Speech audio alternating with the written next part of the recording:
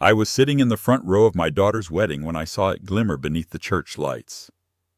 The sapphire necklace. My sapphire necklace. The one that had vanished from my safe just 48 hours earlier. As Olivia West smiled at her groom and walked toward the altar, no one else knew what I knew. No one else knew that the necklace around her neck hadn't been given to her. It had been taken. My hands tightened around a small velvet box hidden in my lap. I could have called the police. I could have stopped the wedding before it began. Instead, I chose something far more unforgettable. And before the ceremony was over, the entire church would learn the truth. If this story touches your heart, I'd love for you to stay with me until the end. Please like and subscribe if you enjoy emotional family stories like this. And tell me in the comments, what would you do if your own child betrayed your trust in a moment that should have been filled with love? Also, let me know where you're watching from and what time it is there right now. I always love hearing from you. My name is Tammy West, and for most of my life, I believed that family was the one thing you could always count on. I believed that because of my mother, and because of a necklace. I live in Columbus, Ohio, in the same white colonial-style house where my husband and I raised our daughter. The paint has been refreshed a few times over the years, and the flower beds are smaller now because my knees don't let me spend entire weekends gardening anymore. But the house still feels like home. At least it did. I'm 63 years old. I'm a widow. My husband, Daniel, passed away 12 years ago after a sudden heart attack that changed everything in a single afternoon. One moment I was planning our retirement. The next, I was planning a funeral. For a long time, grief sat beside me like an unwanted guest. It followed me into grocery stores, church services, and empty evenings. But somehow, I kept moving forward, because I had Olivia, my daughter, my only child. Back then, she was the reason I got out of bed every morning. But this story isn't really about Ethan Parker, and it isn't even about Olivia. Not entirely. This story begins decades before either of them entered the picture. It begins with my mother, Eleanor West. My mother was one of the strongest women I've ever known. She grew up poor in rural Kentucky during difficult times. She married young, worked hard, and spent most of her life sacrificing for other people, for her husband, for her children, for her community. She wasn't wealthy. She wasn't famous, but everyone who knew her respected her. And every time she spoke, people listened. When I was little, there was one thing that fascinated me more than anything else. A sapphire necklace. I can still picture it perfectly. Deep blue stones surrounded by delicate silver craftsmanship. Elegant, timeless, beautiful without being flashy. The necklace wasn't worth millions of dollars, at least not financially. But in our family, it carried something much more valuable: history. The necklace had belonged to my grandmother before it belonged to my mother, and before that, it had belonged to my great-grandmother. Each woman had passed it down to the next generation with a simple understanding. The necklace wasn't merely jewelry. It represented trust, responsibility, character. Growing up, I often watched my mother carefully remove it from a velvet box before special family occasions. Thanksgiving dinners, Christmas gatherings, anniversaries. Every time she wore it, she seemed to stand a little taller. Not because it made her look richer, because it reminded her who she was. One evening when I was 16, I asked why she never let me wear it. She smiled. I remember that smile clearly. Because one day, Tammy, it won't just be a necklace to you. I laughed. At 16, I thought that sounded dramatic. It already looks like a necklace to me. My mother shook her head. That's because you're still young. Then she touched my hand. One day you'll understand that the things we inherit aren't always things we own. I didn't understand then. Not even close. Years passed. I married Daniel. We built a life together. We had Olivia. My mother grew older. And eventually the day came that I had feared for years. The day she became sick. The cancer moved quickly. Far too quickly. Within months, the woman who had always seemed indestructible suddenly looked fragile. I spent nearly every day with her during those final weeks. Sometimes we'd talk for hours. Sometimes we'd sit quietly, neither of us wanting to acknowledge what was coming. Then, 3 days before she died, she asked me to bring the velvet box from her bedroom. I already knew what was inside. My hands trembled as I carried it to her. She looked at the necklace for a long time, longer than I expected, as if she were saying goodbye. Finally, she handed the box to me. "Take care of this." I immediately shook my head. "No." My voice broke. "No, Mom." Because accepting it felt too much like accepting what was happening. She smiled gently. "The necklace isn't important." I looked at her, confused. "Then why give it to me?" She seemed to read my thoughts. "The necklace is just a reminder." "A reminder of what?" She took my hand. "A reminder that character matters more than convenience." I remember tears filling my eyes. "A reminder that integrity matters when nobody is watching." I couldn't speak. "A reminder that love isn't measured by what people take from you." Her voice grew weaker. "It's measured by what they protect." I sat there crying while she squeezed my hand. Then she said something that stayed with me for the rest of my life. "Never pass this necklace to someone simply because they're family." I looked up. "What do you mean?" She stared directly into my eyes. "Pass it to someone who understands what it means." I nodded through tears. At the time, I assumed she meant Olivia. Eventually, one day, when she was older, when she was ready, 3 days later, my mother was gone. For months after her funeral, I couldn't even look at the necklace. The pain was too fresh. Every time I opened the velvet box, memories flooded back. Her laugh, her advice, her voice, her final words, so I locked it away safely, not because I wanted to hide it, because I wanted to protect it. As the years passed, the necklace became my connection to the women who came before me. Whenever life became difficult, I found myself holding that velvet box. After Daniel died, I held it for hours, not because it solved anything, but because it reminded me who I came from.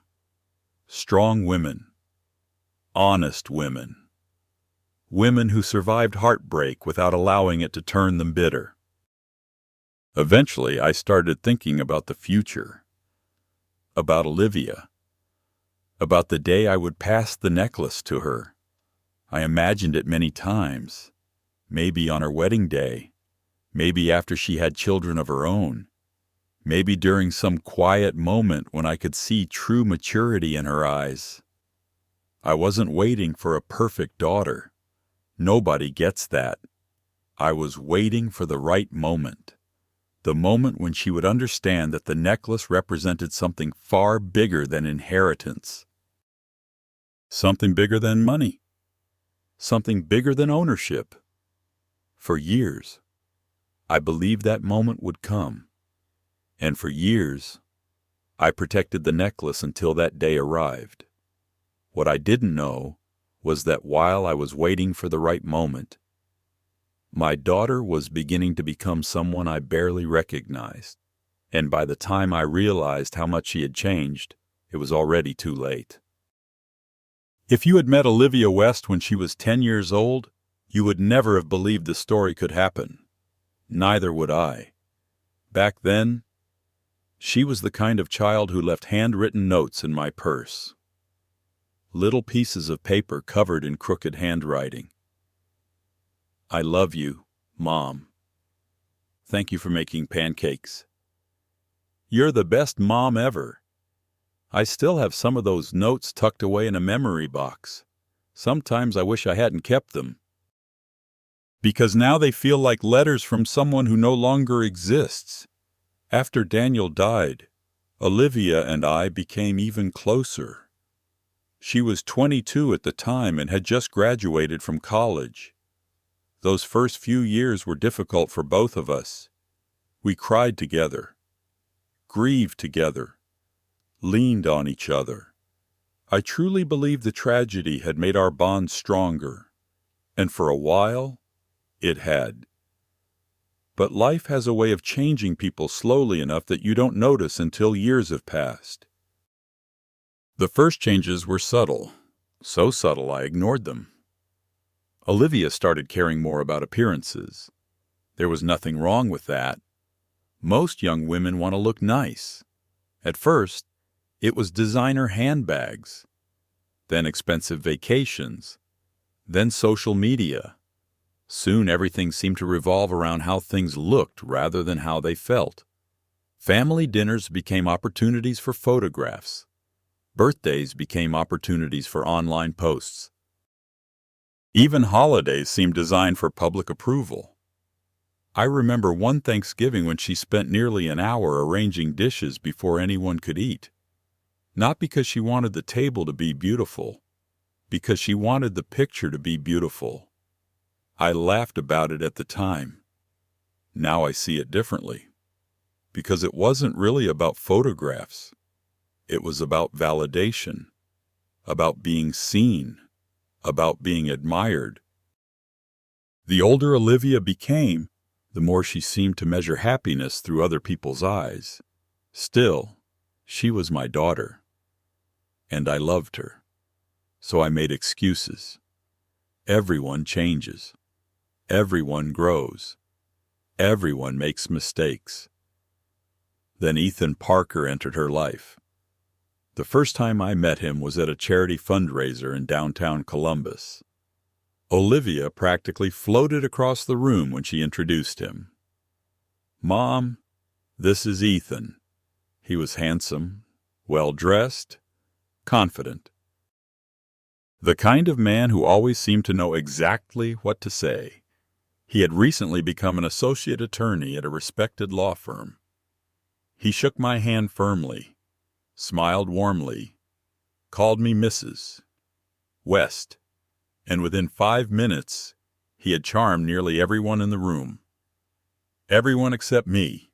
I couldn't explain it. Even now, I'm not sure I can. Nothing he said was inappropriate. Nothing he did was rude. Yet something felt rehearsed, calculated, as if every smile had been practiced, as if every compliment had been carefully selected.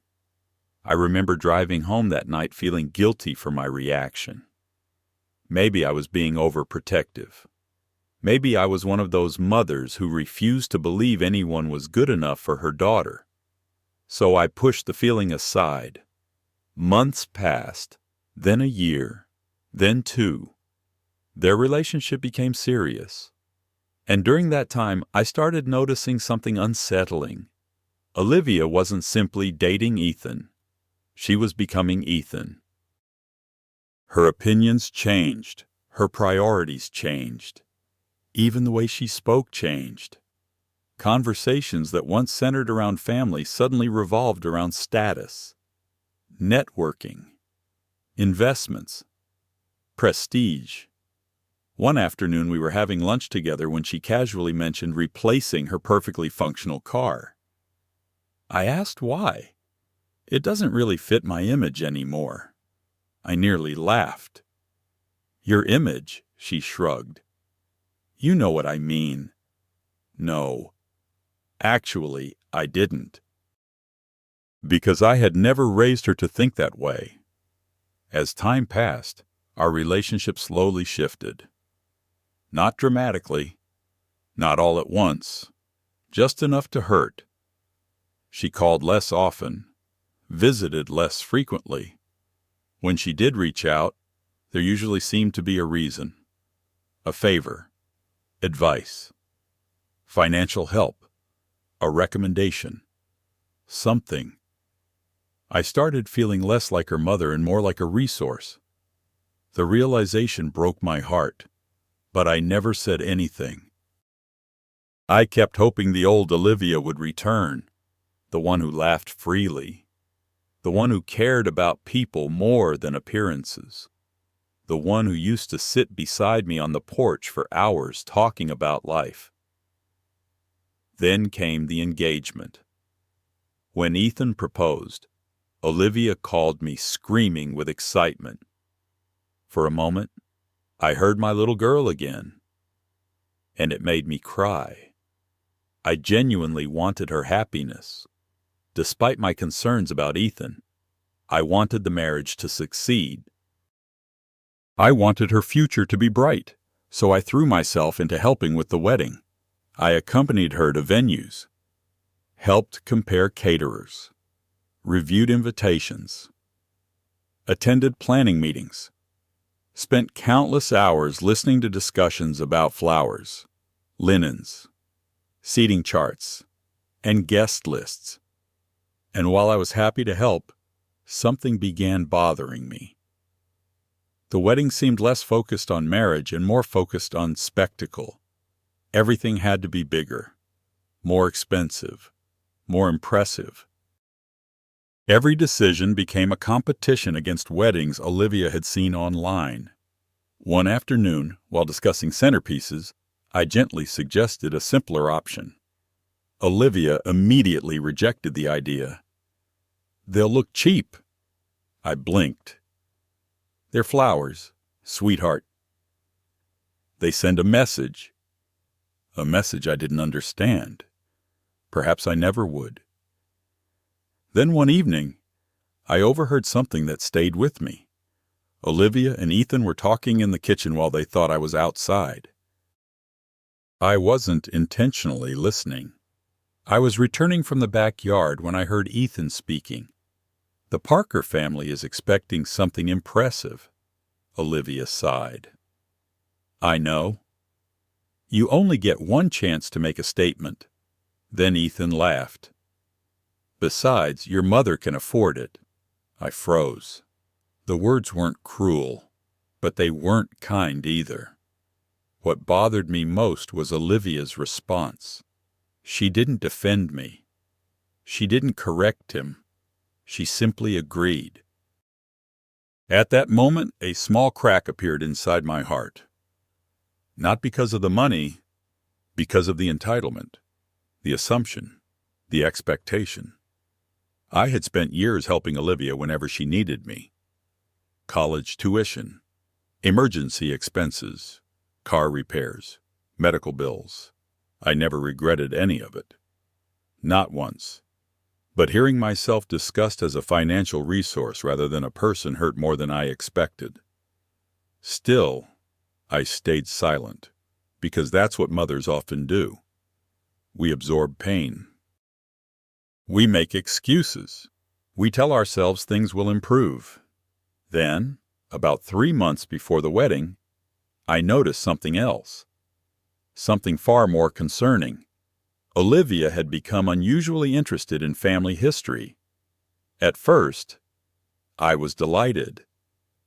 She asked questions about her grandmother, Eleanor, about our family traditions, about old photographs, about heirlooms, especially one heirloom, the sapphire necklace.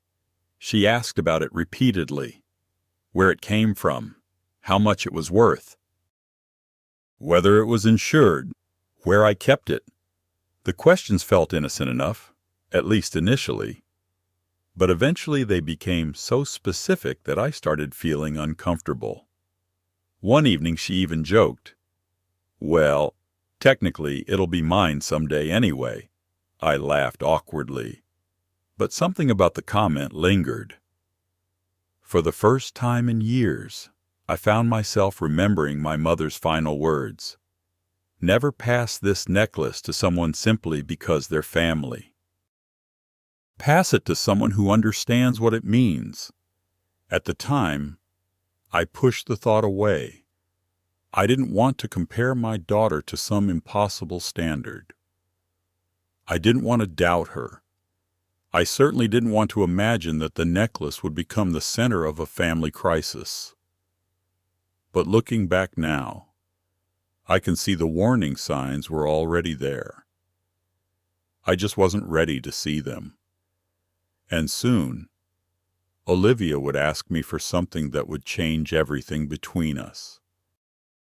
Something that seemed simple on the surface, but would ultimately reveal how far apart we had truly become. The conversation that changed everything happened on a rainy Tuesday evening. I remember the weather because the steady tapping against the window seemed to echo the uneasiness I had been feeling for months. Olivia had called earlier that afternoon. "Mom, can I come by tonight?" Of course. Her voice sounded unusually cheerful. For a brief moment, I felt hopeful. Maybe she wanted to spend time together. Maybe we could have one of those conversations we used to have before wedding planning consumed every aspect of her life. I baked a fresh batch of chocolate chip cookies before she arrived. The same recipe I'd made since she was a little girl. When she walked through the front door, she immediately hugged me. A real hug. Not one of those distracted, half-hearted embraces she'd become known for lately. A genuine hug. The gesture caught me off guard. "You smell like cookies," she said with a smile. I laughed. "You still have a nose for them." For a little while, things felt normal. We sat at the kitchen table drinking coffee. We talked about wedding flowers, the honeymoon, the guest list. Nothing controversial, nothing emotional, just mother and daughter, or at least it seemed that way. Then Olivia set down her coffee mug, and I noticed a shift in her expression, a purpose, a destination. As though the entire evening had been leading to a specific moment. "Mom, yes, there was actually something I wanted to ask you." I smiled. "Go ahead." She hesitated. Then she said it. "I'd like to wear Grandma Eleanor's sapphire necklace at my wedding." The room suddenly felt very quiet. I had expected many requests during the wedding planning process.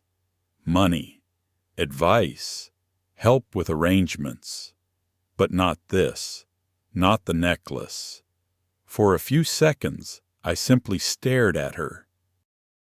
She smiled nervously. Just for the ceremony, I took a slow breath.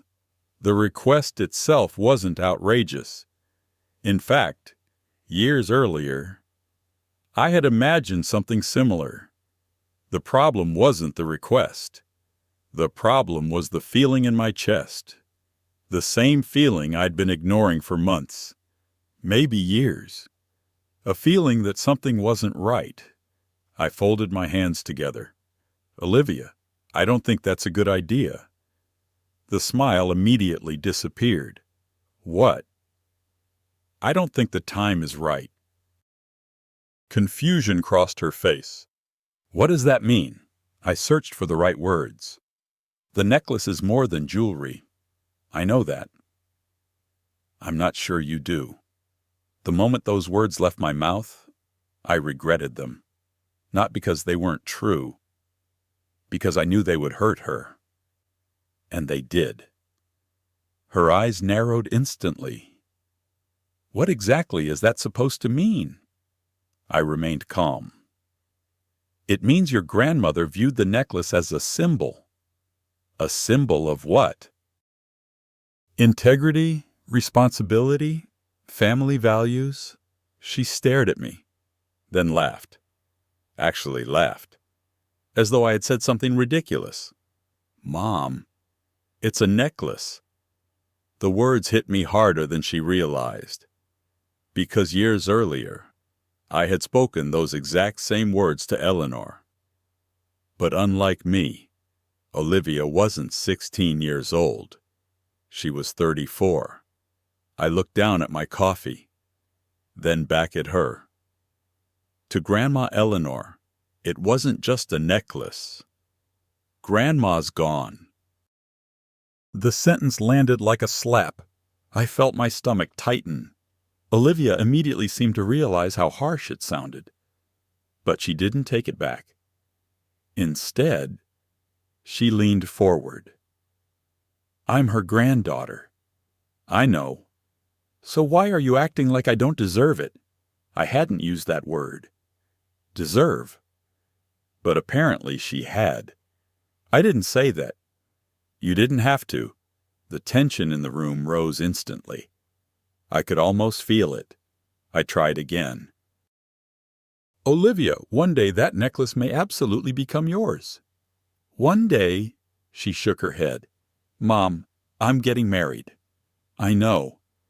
This is exactly the kind of occasion Grandma would have wanted. Perhaps. Perhaps not. The truth was that I wasn't refusing because of the wedding. I was refusing because of what I'd been seeing. The entitlement. The obsession with appearances. The growing distance between us. The person she was becoming. And deep down, I knew the necklace represented something she hadn't yet learned to value. I spoke carefully. The necklace isn't a wedding accessory. Her expression hardened. So that's it. What? You don't trust me, I sighed. This isn't about trust. Then what is it about? I couldn't answer honestly without hurting her. So I remained silent, and silence became its own answer. For several seconds, neither of us spoke. Finally, Olivia stood. The chair scraped against the floor. You know what's funny? I looked up. What? I've spent months trying to convince myself you were happy for me. My heart sank. Olivia. No? She held up her hand. You always find something wrong. That's not true. First, it was the venue. I never criticized the venue. You thought it was too expensive. I opened my mouth, then closed it. Because she wasn't entirely wrong, she continued. Then it was Ethan. I never said I disliked Ethan. You didn't have to. The accusation stung because there was truth buried inside it. I had concerns. Real concerns. But I tried to keep them to myself. Apparently I hadn't succeeded. Tears began forming in her eyes. I finally understand. Understand what? She looked directly at me. You don't want me to have what you had. The statement shocked me. What? You lost Dad. Her voice cracked. You lost Grandma. She pointed toward the hallway. And now you can't stand the idea of me having a happy future. The words felt like knives. Not because they were true. Because they were so painfully false. I stood up immediately. Olivia, that's not fair, isn't it? No. My own voice trembled now. Everything I've done has been for you. Then prove it. I stared at her. Give me the necklace. There it was. The real issue. Not sentiment, not tradition, not memory. The necklace. And suddenly I realized something unsettling. She wasn't asking anymore. She was demanding. The realization broke my heart. I took a deep breath. Then I gently shook my head. No. Silence. Absolute silence. For several seconds, neither of us moved. Then tears spilled down Olivia's cheeks. Not soft tears. Angry tears. Wounded tears. You know what, Mom? I said nothing. She grabbed her purse. I hope you're happy. Before I could respond, she turned toward the door. Olivia. She stopped, but didn't turn around. I love you. For a brief moment, I thought she might soften. Instead, she spoke without facing me. If you loved me, you'd trust me. Then she walked out. The front door slammed. The sound echoed through the entire house. For a long time, I remained standing in the kitchen, listening to the rain, listening to the silence she left behind. Eventually, I sat down and cried. Not because of the necklace, because I felt as though I had just lost something far more valuable. My daughter. The next morning I woke up exhausted, emotionally drained. I expected more distance, more anger, more silence. Instead, around noon, my phone rang. Olivia. I hesitated before answering. Hello? There was a pause. Then I heard her voice. Soft, gentle, almost vulnerable. Mom. Yes. Another pause. Then she said something I desperately wanted to hear. I'm sorry. I closed my eyes. Relief flooded through me. I shouldn't have said those things. It's okay. No. Her voice cracked. It isn't. I felt tears gathering again. I love you. Mom, I love you too. I've been stressed. I know. The wedding has been overwhelming. I understand. She sniffled softly. I don't want us fighting. Neither did I. By the end of the call, we were both crying. And when we hung up, I felt hopeful again. Maybe this was just wedding stress. Maybe everything would be fine. Maybe my daughter was still the person I remembered. What I didn't know was that less than 48 hours later, I would open my safe and discover that the sapphire necklace was gone. And the apology I had just accepted would suddenly feel very different.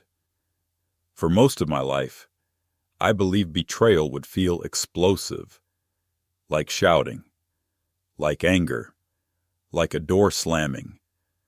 I was wrong. Real betrayal feels quiet. It arrives in silence. It settles into your chest before your mind can even process what has happened. The day before Olivia's wedding began like any other Friday.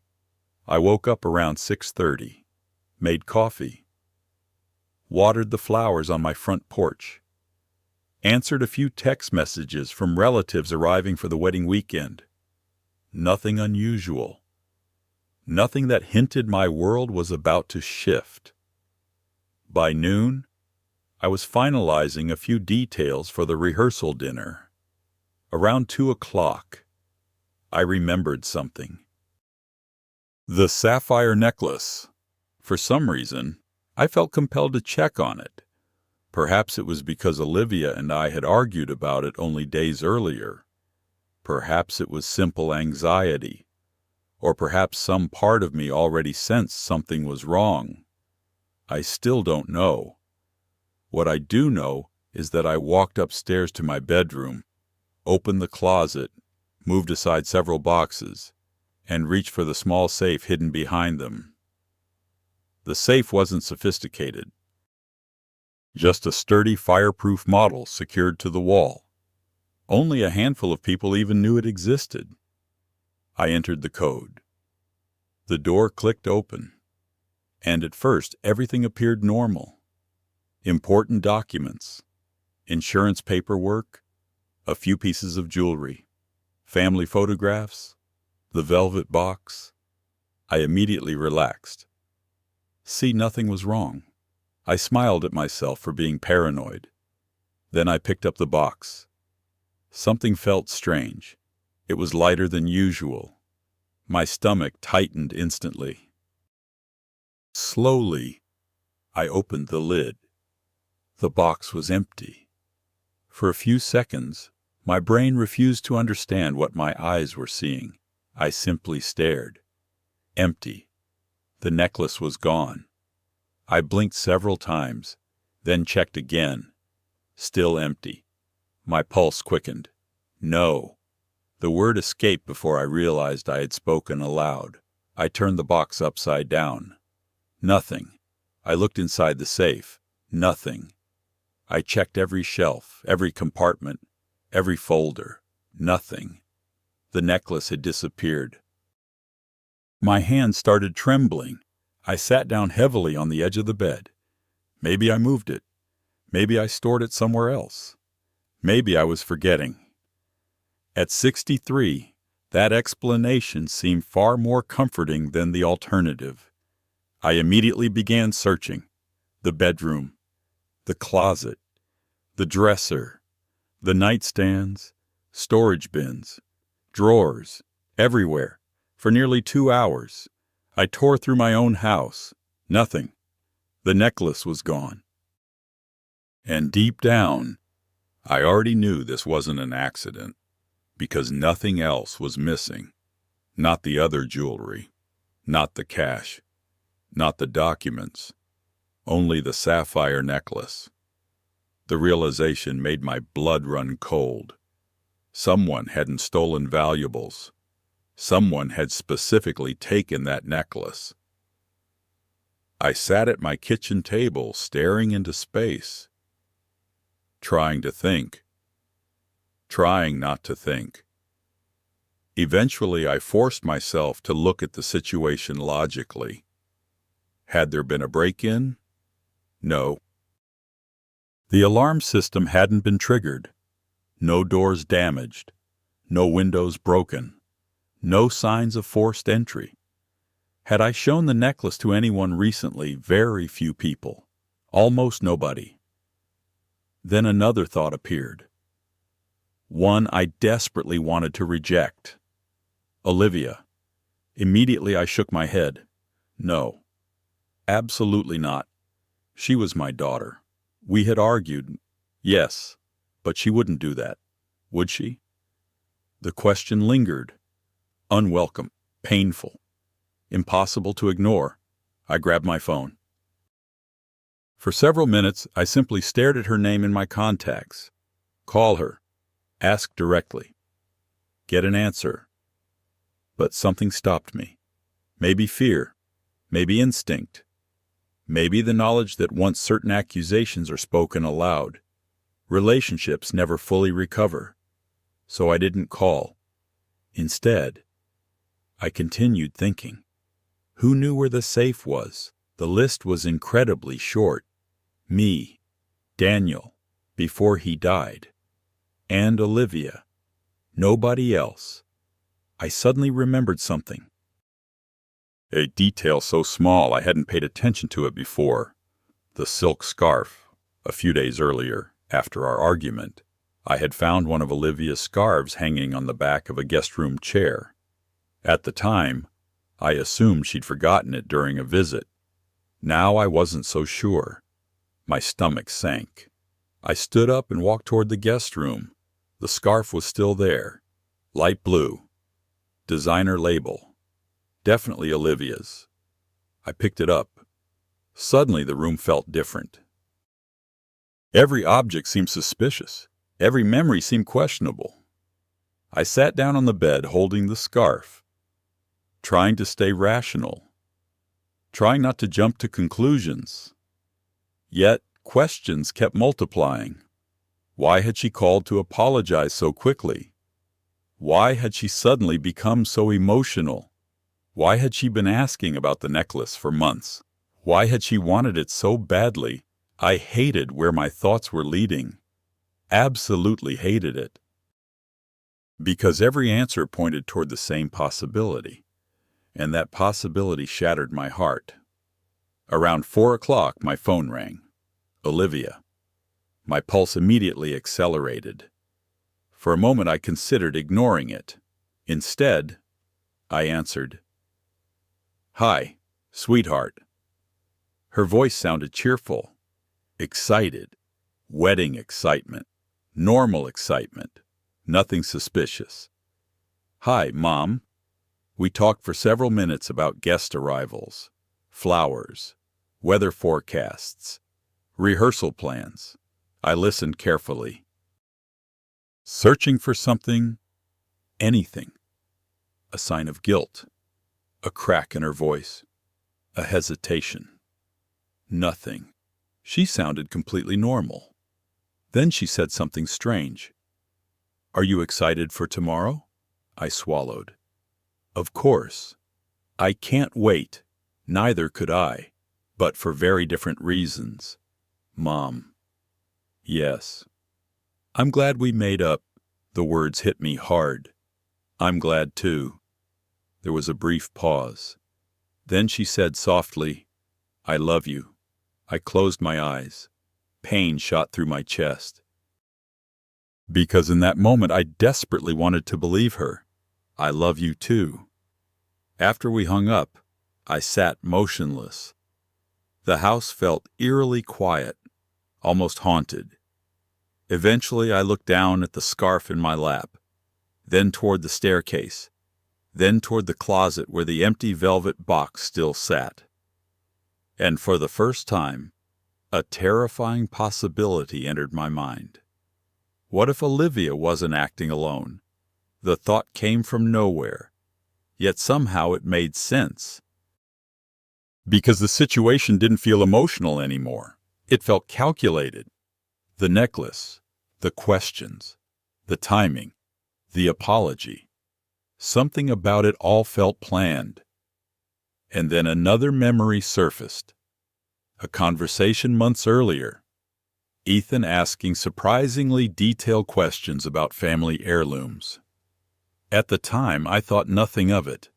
Now I remembered every word, every question, every curious glance. A chill traveled down my spine. I stood up and walked to the kitchen window. Outside, the evening sun was beginning to fade. Tomorrow my daughter would walk down the aisle. Tomorrow, hundreds of guests would celebrate her wedding. Tomorrow, everyone would believe our family was perfectly happy. But standing there with an empty velvet box and a silk scarf in my hand, I knew something had gone terribly wrong. I still didn't know exactly what. I still didn't have proof. I still wasn't ready to accuse anyone, especially not my own daughter. But one thing had become painfully clear. The necklace hadn't simply disappeared. Someone had taken it. And before this wedding was over, I intended to find out who. That night, I barely slept. Every time I closed my eyes, I saw the empty velvet box. Every time I drifted off, I heard Olivia's voice. I'm glad we made up. The words replayed endlessly. Around 3 a.m, I gave up trying to sleep and walked downstairs. The house was dark, silent, lonely. I made a cup of tea and sat at the kitchen table where Olivia and I had shared countless conversations over the years. Some happy, some painful, all precious. I stared at the steam rising from the mug and forced myself to think logically. If I truly wanted answers, emotions couldn't lead the investigation. Facts had to. That thought brought me a small measure of clarity. By sunrise, I had made a decision. I would not call the police, at least not yet. Many people would probably think I was crazy. After all, a valuable family heirloom had disappeared. The logical response would have been immediate. Report the theft. Protect the evidence. Demand accountability. But this wasn't a stranger. This was my daughter, and somewhere deep inside, I still hoped there was an explanation I hadn't considered. Maybe Olivia had taken the necklace impulsively. Maybe she intended to return it. Maybe Ethan knew nothing about it. Maybe. There were still too many unknowns, so instead of calling the police, I decided to gather information. Quietly, carefully, without warning anyone. The first place I started was my security system. Years earlier, after a string of break-ins in our neighborhood, Daniel had installed a doorbell camera and several exterior cameras around the property. After he died, I kept them active, mostly out of habit. That Saturday morning, I opened the security app and began reviewing footage. At first, it felt ridiculous. I almost expected to find nothing, but around 30 minutes into my search, my stomach dropped. There it was, a recording from 2 days earlier, the day I had gone to a routine cardiology appointment. The timestamp showed 11:17 a.m. I watched as a familiar SUV pulled into my driveway. Olivia's SUV. My hands tightened around the phone. Slowly, I pressed play. Olivia stepped out, alone, at least at first glance. She walked confidently toward the front door, not like a visitor, like someone who knew exactly why she was there. My pulse accelerated. She unlocked the door, entered the house, and disappeared inside. I checked the timestamp, 11:18 a.m. Then I fast-forwarded. 5 minutes, 10 minutes, 15 minutes, 20 minutes. Finally, at 11:43 a.m., she emerged, walking quickly, looking around briefly before returning to the vehicle. I froze. 25 minutes. Far longer than necessary to retrieve a forgotten item. Far longer than a casual visit. Far longer than I wanted to admit. My chest felt tight. But then something else caught my attention. The driver's seat. Someone was sitting inside. I enlarged the image. The quality wasn't perfect. Yet I immediately recognized him. Ethan Parker. He hadn't entered the house. He had waited outside, watching, waiting. My heart sank. The realization changed everything. Until that moment, I had desperately hoped Ethan wasn't involved. Now that hope began to crumble. I replayed the footage multiple times, searching for alternative explanations, searching for anything that would make it less suspicious. There wasn't anything. The evidence sat plainly before me. Olivia entered the house. Ethan waited outside. 25 minutes later, they left together. And less than 48 hours after that, the necklace disappeared. The timing was impossible to ignore. I leaned back in my chair, suddenly feeling much older than 63. What hurt most wasn't the possibility of theft. It was the possibility of cooperation, a plan, a shared secret, a deliberate decision. I thought about Olivia as a child, the little girl who used to cry after accidentally breaking a coffee mug, the teenager who once confessed to receiving a parking ticket because she couldn't stand hiding it from me, the young woman who used to call me whenever life felt overwhelming. Where had that person gone, or had she simply learned to hide parts of herself from me? The question haunted me. A few hours later, relatives began arriving for the wedding weekend. My sister Linda arrived first, then cousins, then family friends. The house became filled with laughter and excitement. Everyone was talking about the wedding, the flowers, the dress, the venue, the future. I smiled when necessary, nodded when expected, pretended everything was normal. Inside, I felt like I was carrying a secret bomb. At one point, Linda pulled me aside. "You seem tired." I forced a smile. "Just wedding stress." She laughed. "You're acting like you're the one getting married." If only she knew. The entire day felt surreal. Every conversation seemed disconnected from reality.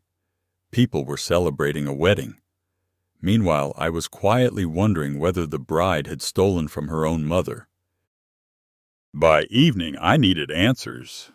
More answers.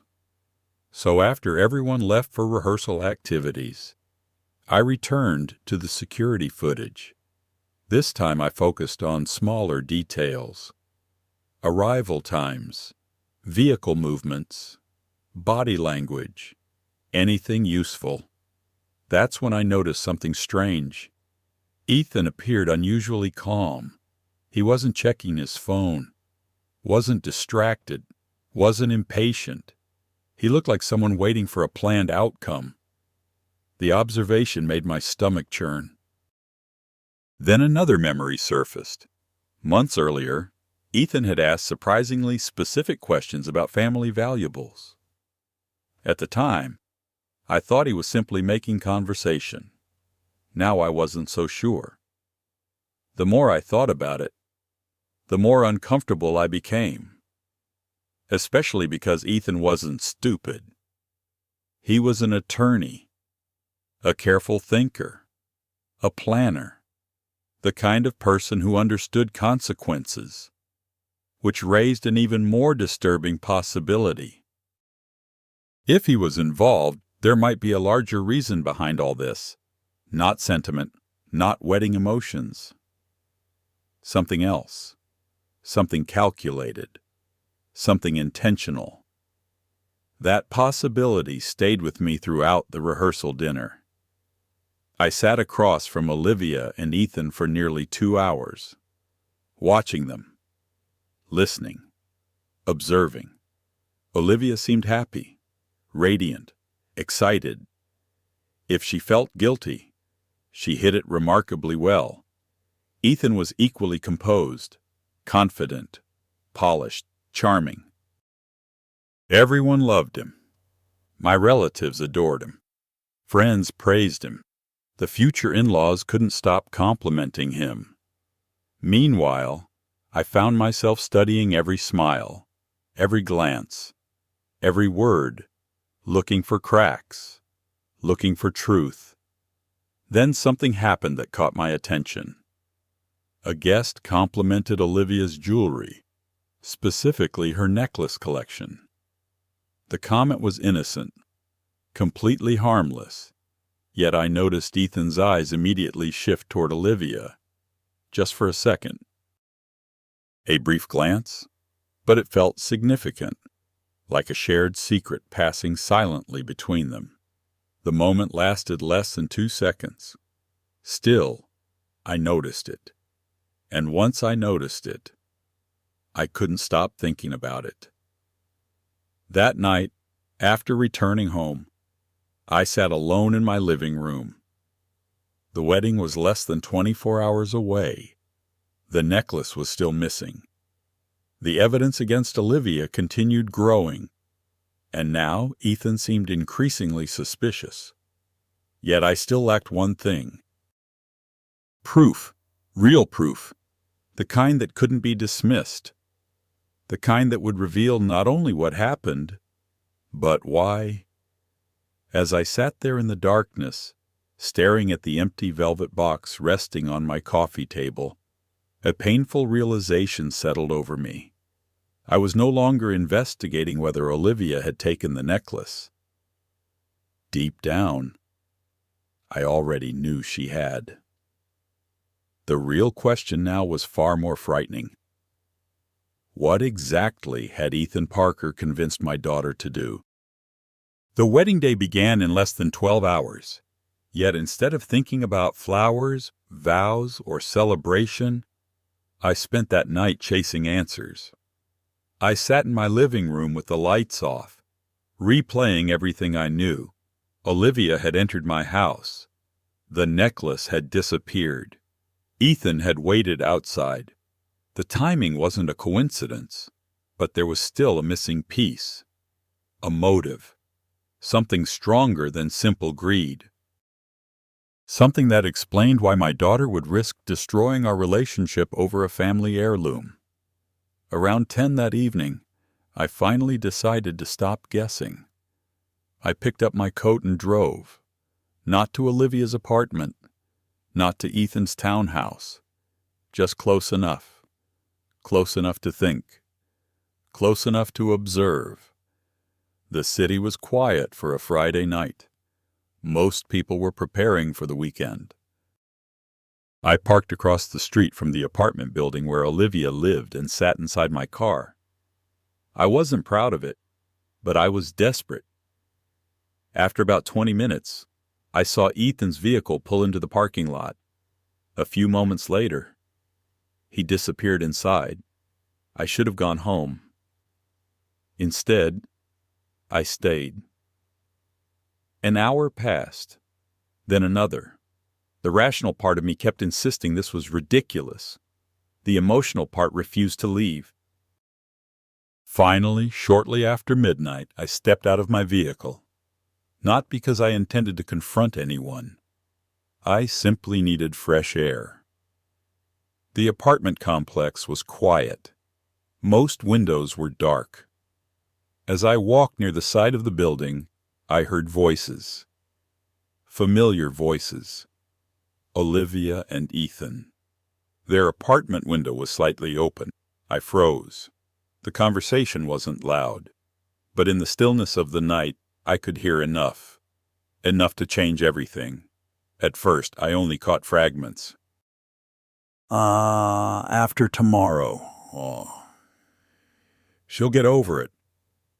Then Olivia's voice became clearer. I still feel bad.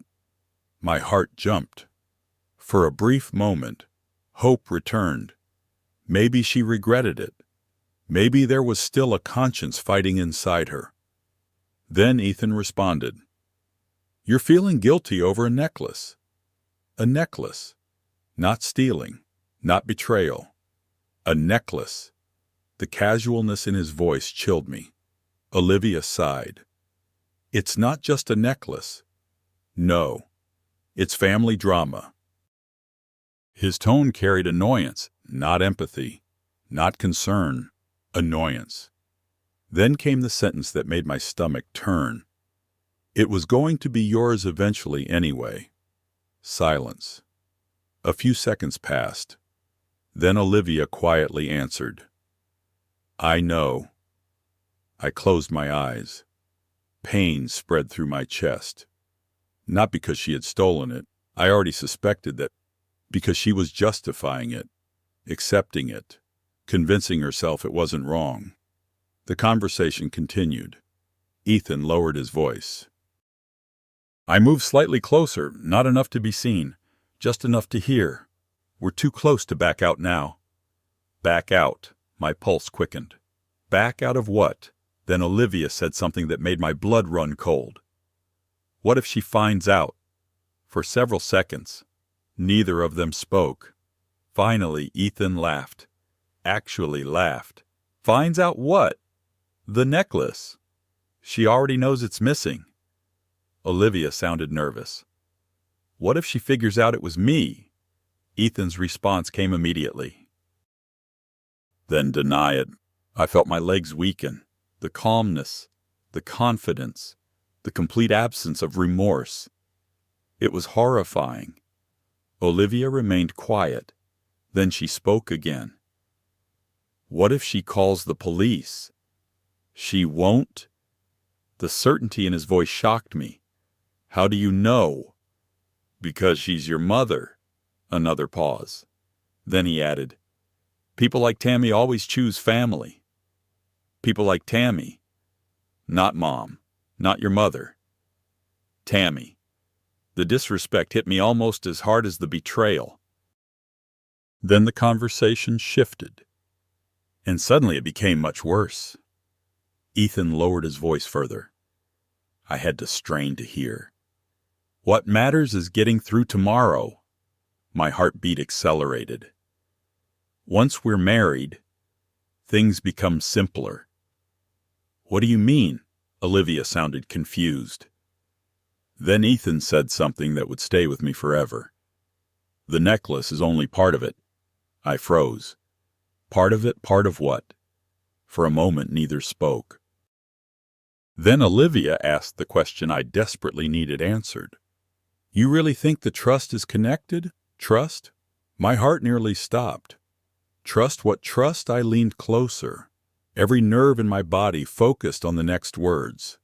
Ethan sighed. The family trust. Olivia. I felt physically ill. Family trust. What family trust? Then another memory surfaced. Years ago. A conversation with my mother. Something I'd barely thought about in decades. The necklace. The inheritance documents. Certain legal arrangements. At the time, I hadn't paid much attention. I suddenly wished I had. Meanwhile, Ethan continued speaking. If the necklace wasn't important, your grandmother wouldn't have attached conditions to it. My hands started shaking. He knew something. Something I didn't. Or something I had forgotten. Olivia sounded uncertain. What if you're wrong? I'm not. The confidence in his voice frightened me. There has to be a reason it's been protected for generations. Then came the most painful moment of all. Olivia spoke softly, almost hopefully. You think it'll help us financially? Ethan didn't answer immediately, which told me everything. Finally, he said, It certainly won't hurt. The words struck like a hammer, not because they confirmed greed, because they revealed motivation. This was never about sentiment, never about honoring Grandma Eleanor, never about family tradition. It was about potential money, potential advantage, potential gain. For several moments I simply stood there, unable to move, unable to breathe normally, unable to fully process what I had heard. The daughter I had raised, the daughter I loved, the daughter I had sacrificed for, had stolen from me because she believed she deserved something, and the man she planned to marry was encouraging her, maybe even directing her. I quietly returned to my car. The drive home felt endless.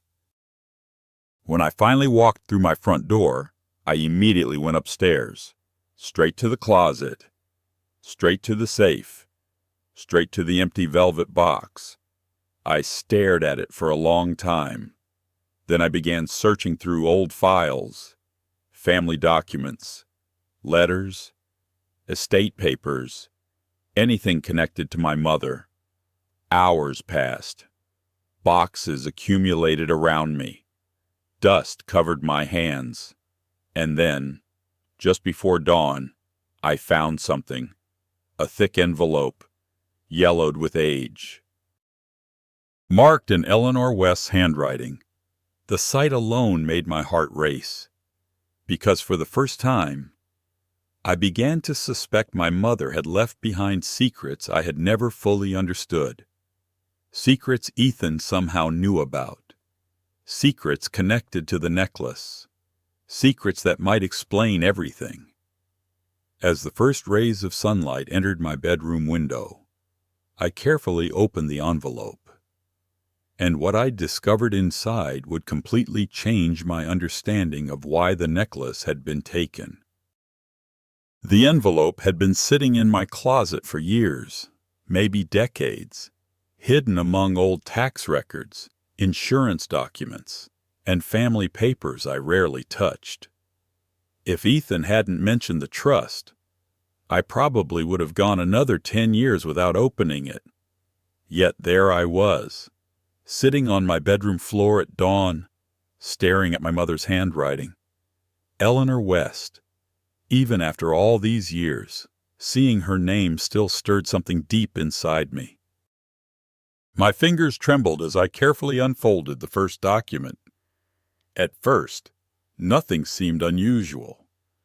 There were letters, notes, old legal records. Then I found a sealed packet labeled "For Tammy only." My heart skipped. I immediately opened it. Inside was a letter written shortly before my mother's death.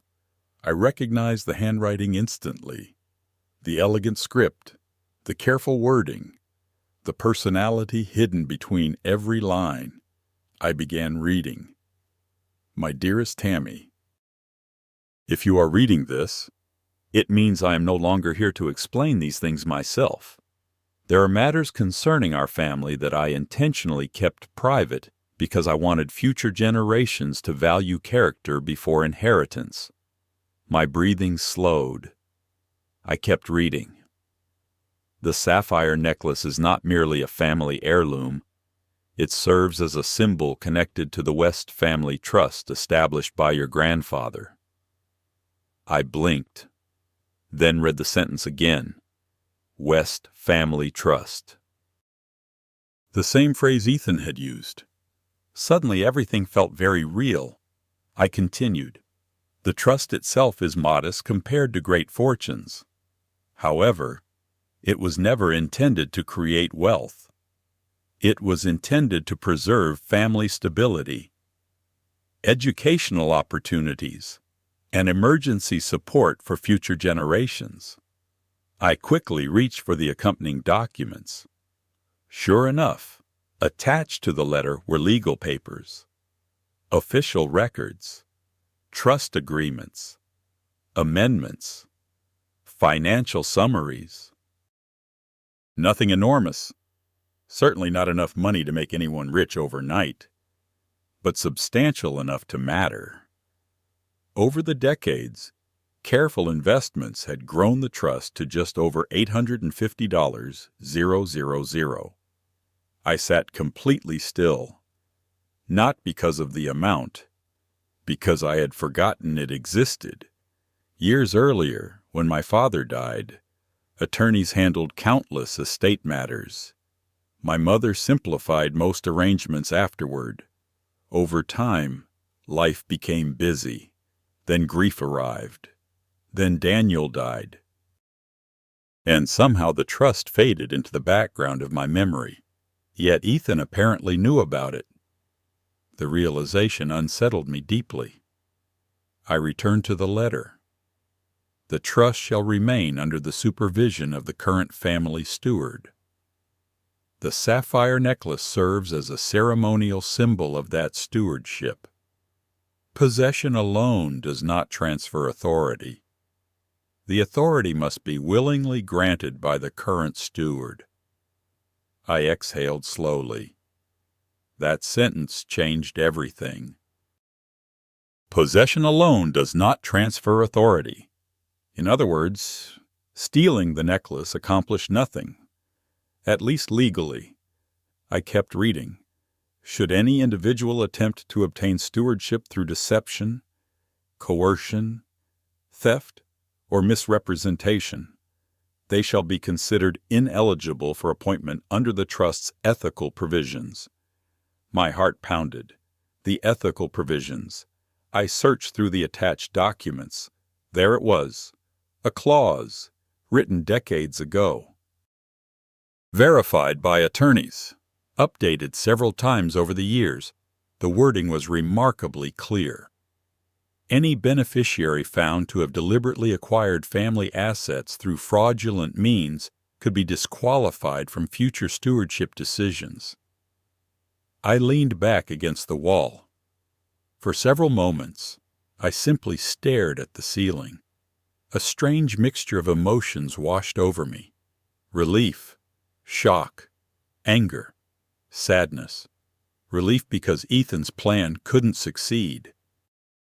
Shock because there had clearly been a plan. Anger because my daughter had become part of it. Sadness because none of this should have been happening. Not on her wedding day. Not in our family. Not at all. I continued reviewing documents for nearly 2 hours. The more I read, the clearer the picture became. The trust wasn't hidden. It wasn't secret. But it wasn't widely discussed either.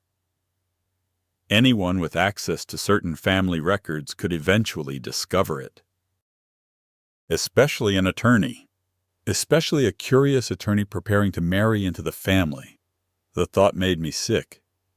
Then I found something else. A record of recent document requests. At first, I didn't understand what I was looking at. Then I noticed the dates. Several months earlier. Someone had requested copies of trust-related records through a legal archive service. My stomach tightened. The request wasn't illegal.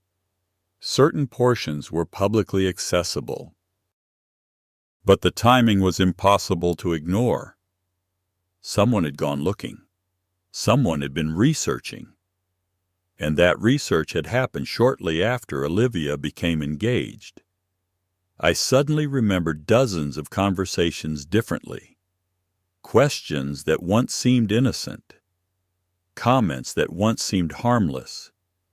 Everything looked different now, especially Olivia's sudden interest in family history. The necklace, the inheritance, the heirlooms, the value, all those questions. At the time, I thought she was becoming sentimental. Now I wasn't so sure. Around 9 that morning, my phone rang. The caller ID showed Olivia. For several seconds, I stared at the screen. Then I answered. "Good morning." "Mom." Her voice sounded bright, energetic, excited. The voice of a bride on her wedding day. Not the voice of someone carrying a secret. "We have a small problem."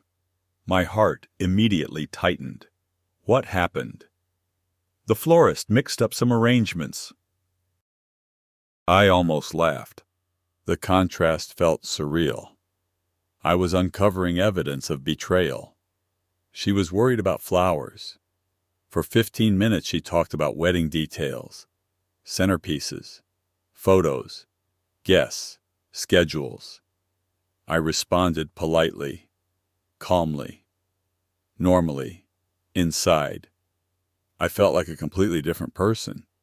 Then, near the end of the call, she said something that caught my attention. "I can't wait for you to see everything." I closed my eyes briefly. Especially the necklace, I thought. But I didn't say it.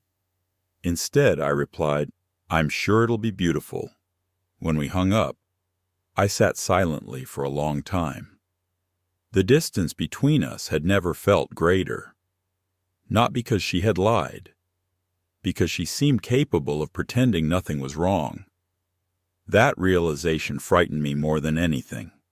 Later that afternoon, I drove to the office of Robert Hayes. Robert had been our family's attorney for years. He was in his 70s now, semi-retired, careful, methodical, and someone I trusted completely. When I arrived, he immediately noticed my expression. "Tammy." He stood. "What happened?" I handed him the documents. "The letter, the trust records, the recent archive requests, everything." For nearly an hour, Robert reviewed the material, occasionally adjusting his glasses, occasionally making notes, occasionally shaking his head. Finally, he looked up. "You were right to come." My stomach tightened. "What do you think?" He folded his hands. "I think someone has misunderstood the legal significance of that necklace." I nodded. "I agree," he continued, "and I think whoever took it may be operating under several incorrect assumptions." Meaning, the necklace has symbolic value. He tapped the documents. "Not controlling value." I exhaled. Exactly as I'd suspected. Then Robert said something even more important. "Tammy, If your daughter took the necklace voluntarily, she hasn't gained anything. What if someone convinced her otherwise? His expression darkened. Then she's being manipulated. The word hit me hard. Manipulated. Because deep down, that possibility felt true. Olivia had made terrible choices. No question. But Ethan seemed to be driving the car. Robert continued reading through the papers. Then he looked at me. What are you planning to do? I stared out the window. The wedding would begin in just a few hours. Family members were arriving. Guests were preparing. A celebration was about to start, and I now possessed information that could destroy everything. For several seconds, I said nothing. Then I answered honestly, "I'm not sure." Robert studied me carefully. "Whatever you decide, don't act out of anger." I nodded, because he was right. Anger would be easy. Public humiliation would be easy.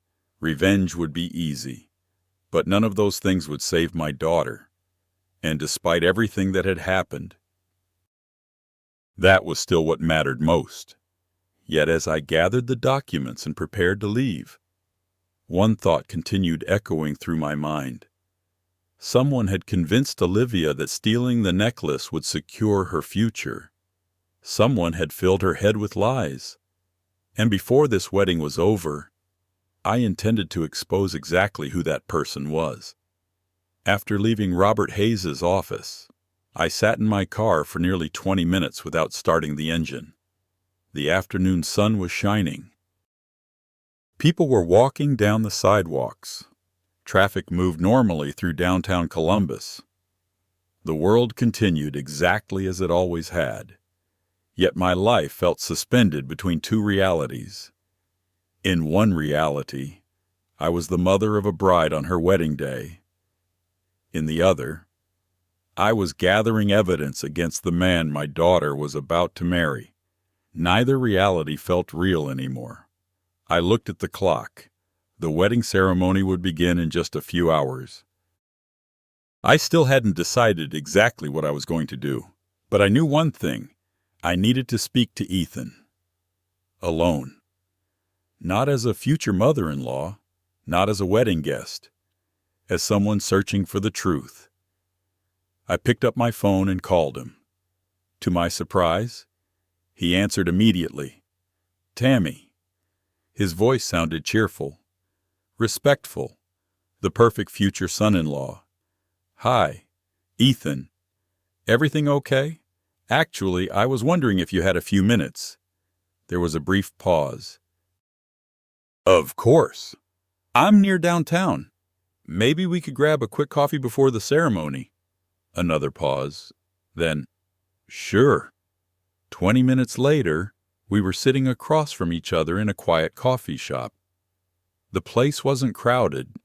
Most people were attending wedding preparations or enjoying their Saturday afternoon. The atmosphere felt strangely normal, which made the conversation ahead seem even more surreal. Ethan smiled. "You look nervous." I returned the smile. "Mother of the bride nerves." He chuckled. "Understandable." For a few minutes, we made small talk. Wedding logistics, guests, travel plans. Nothing important, nothing revealing. Then I decided to gently change direction. "So," I stirred my coffee, "you're officially becoming part of the family today." His smile widened. "I hope so." I studied him carefully. He looked relaxed, confident, comfortable. The confidence of a man who believed everything was going according to plan. I leaned back slightly. "What does family mean to you, Ethan?" The question seemed to catch him off guard. Not completely, just enough. He hesitated before answering. "Loyalty." I nodded. "What else?" "Support." Another sip of coffee. "Shared goals." "Interesting. Not love. Not trust. not sacrifice. Shared goals. I filed the answer away. Then I asked another question. What kind of future do you want with Olivia? That one came easier. His response sounded practiced. A happy one. I smiled. Of course. He smiled back. Then I waited. Silence is a remarkable thing. Many people rush to fill it. Ethan was one of them. Eventually he continued. I want us to build something meaningful. Like what? A successful life. There it was again. Success. Achievement. Building. Advancement. The language of ambition. Not necessarily bad, but revealing. Very revealing. I continued gently. You've worked hard for your career. I have. And Olivia is proud of you. His face brightened. She is. Do you think financial security is important? The question sounded casual, yet I watched him closely. A tiny shift occurred, barely noticeable. But it was there. Of course. More important than happiness. He laughed. No. Then he added, but financial stress destroys a lot of happiness. Interesting. Very interesting. I nodded thoughtfully. That's true. Then I changed directions again. I found some old family records recently. The reaction was immediate. Not dramatic, not obvious, but immediate. His eyes sharpened, only for a second. Then the smile returned. What kind of records got you? I kept my expression neutral. Old trust documents. There it was. The first genuine crack. Tiny. Almost invisible, but real. Ethan lowered his coffee cup. Oh, I nodded. My mother left behind quite a few papers. He remained silent, waiting, listening. Interested. Far more interested than a normal future son-in-law should have been. I continued. Family history can be fascinating. Absolutely. His response came a little too quickly. I smiled. Do you enjoy estate law? Now he laughed. A little. A little. Occupational hazard. Then he added something I would remember forever. Every family has assets they're trying to protect. Assets. Not traditions. Not memories. Assets. The word echoed inside my head. I leaned forward. What about heirlooms? His eyes met mine. What about them? Do you think people sometimes place too much importance on them? The question hung between us. For the first time, Ethan seemed cautious, very cautious. Then he answered, Depends on what they're connected to. I felt my heartbeat increase. Connected to, not worth. Connected to, as though he knew exactly what we were discussing. I kept my voice calm. And if someone thought an heirloom represented something valuable, his gaze remained steady, then they'd probably want to understand it. The answer sounded innocent, yet every instinct in my body screamed otherwise. For several moments neither of us spoke.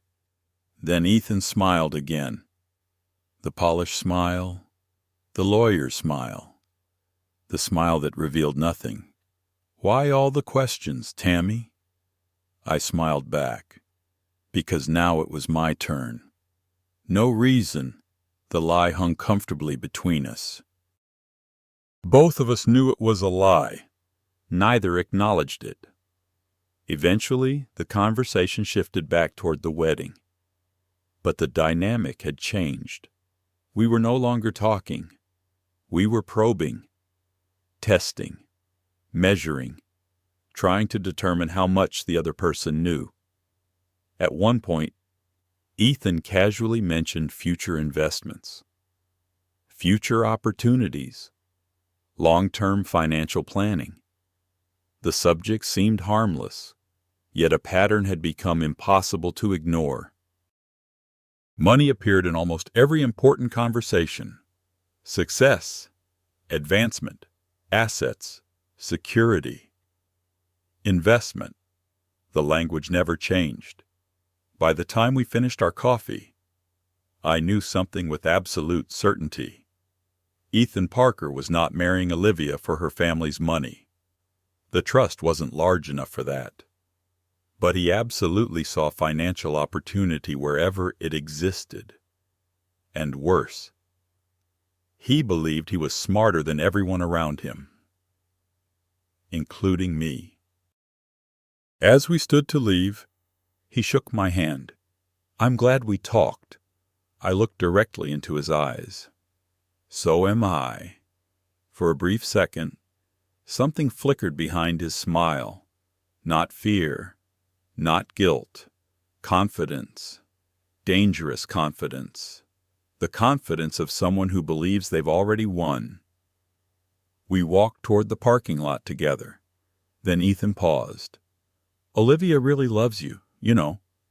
The statement surprised me. I nodded. "I love her too." He smiled. "That's why today will be perfect." Perfect.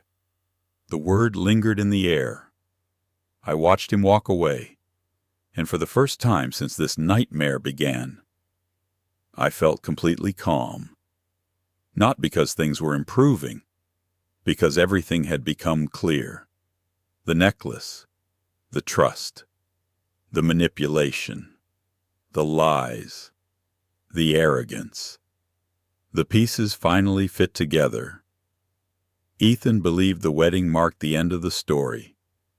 He believed once the vows were exchanged, everything else would become irrelevant. He believed he had outsmarted everyone, including me. What he didn't know was that I now possessed something far more valuable than suspicion. I had evidence. I had documents. I had witnesses. And perhaps most importantly, I had a plan. As I returned to my car, I reached into my purse and touched the small recording device resting inside. The entire conversation had been recorded. Every word, every carefully chosen answer, every revealing statement. It wasn't enough to prove theft, but it was enough to reveal motive, enough to reveal character, enough to expose the truth when the time came. And as the church bells began ringing in the distance, announcing the approach of the ceremony, I realized something important. The surprise I had planned for Olivia was no longer just about a stolen necklace. It was about saving my daughter from a mistake she would regret for the rest of her life. By the time I left the coffee shop, my decision had finally been made. Not completely, not every detail, but enough. Enough to know I wasn't going to create a public spectacle. Enough to know I wasn't going to storm into the church screaming accusations. And enough to know that if I handled this the wrong way, I could lose my daughter forever. That realization mattered more than anything, because despite the betrayal, despite the lies, despite the stolen necklace, Olivia was still my child, the little girl whose hand I held on our first day of kindergarten, the teenager I comforted after her first heartbreak, the young woman whose college graduation made me cry harder than she did. I couldn't forget those memories. I didn't want to. The easiest thing would have been revenge. The hardest thing would be love. And love was what I chose. At least, I hoped I was choosing it. The church ceremony was scheduled for 4 o'clock. I had a few hours remaining, just enough time to prepare. When I arrived home, I spread everything across my dining room table, my mother's letter, the trust documents, the security footage, screenshots, notes from my conversation with Ethan, the recording device, and in the center of it all sat the empty velvet box. The sight of it still hurt, but the pain had changed. Earlier, it felt like grief. Now it felt like clarity. For the first time since discovering the theft, I wasn't operating from emotion. I was operating from purpose.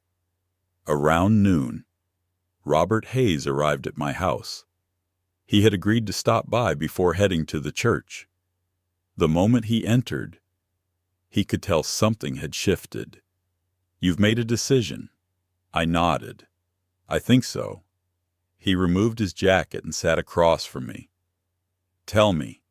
For several minutes, I explained everything. The conversation with Ethan, the recording, my thoughts about Olivia, my fears, my hopes. When I finished, Robert remained silent for a long time. Finally, he spoke. "You're trying to save her." I looked down. "Maybe." "No." He shook his head. "Definitely." Tears threatened to surface. I quickly blinked them away. "I'm not sure she'll see it that way." "Probably not." His honesty made me laugh softly. "Thank you for the encouragement."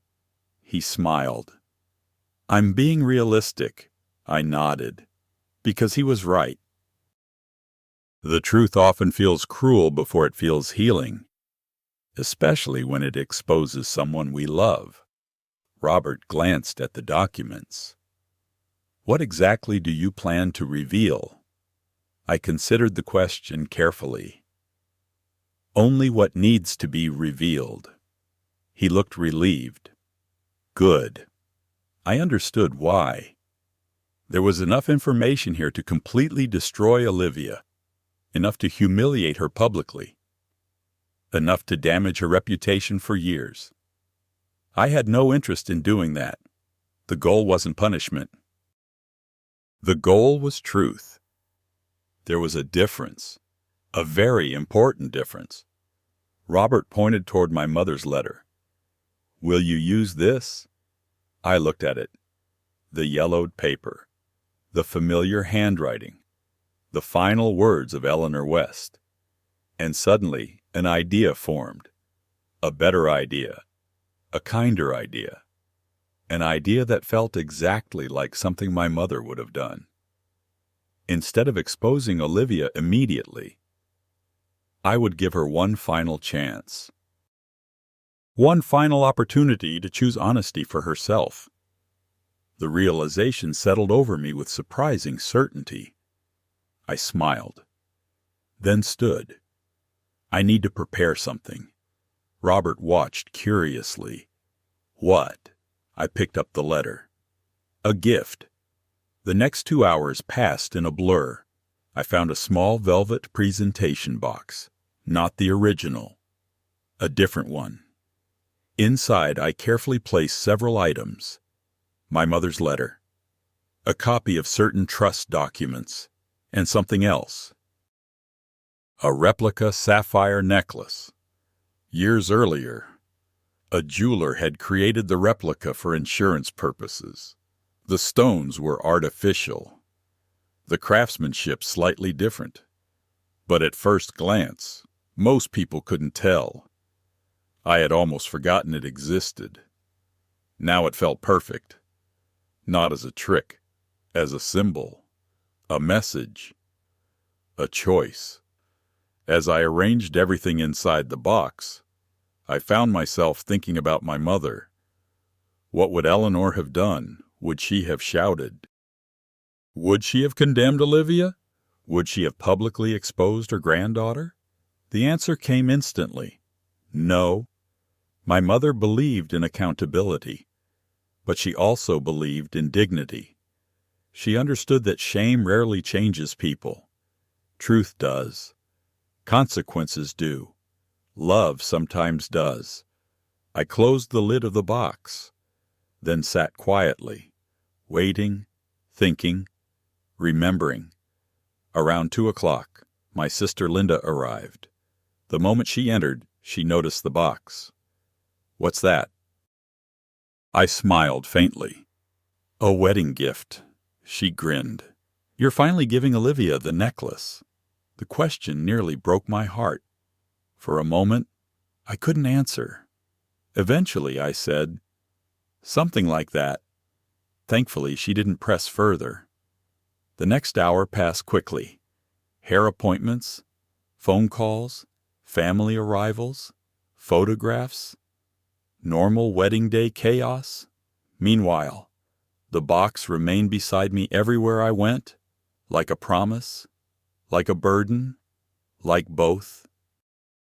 At 3:30, I finally arrived at the church.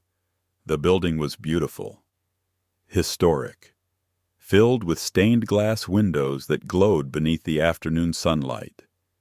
Guests filled the pews. Music floated through the sanctuary. Laughter echoed softly through the room. Everyone seemed happy, hopeful, excited.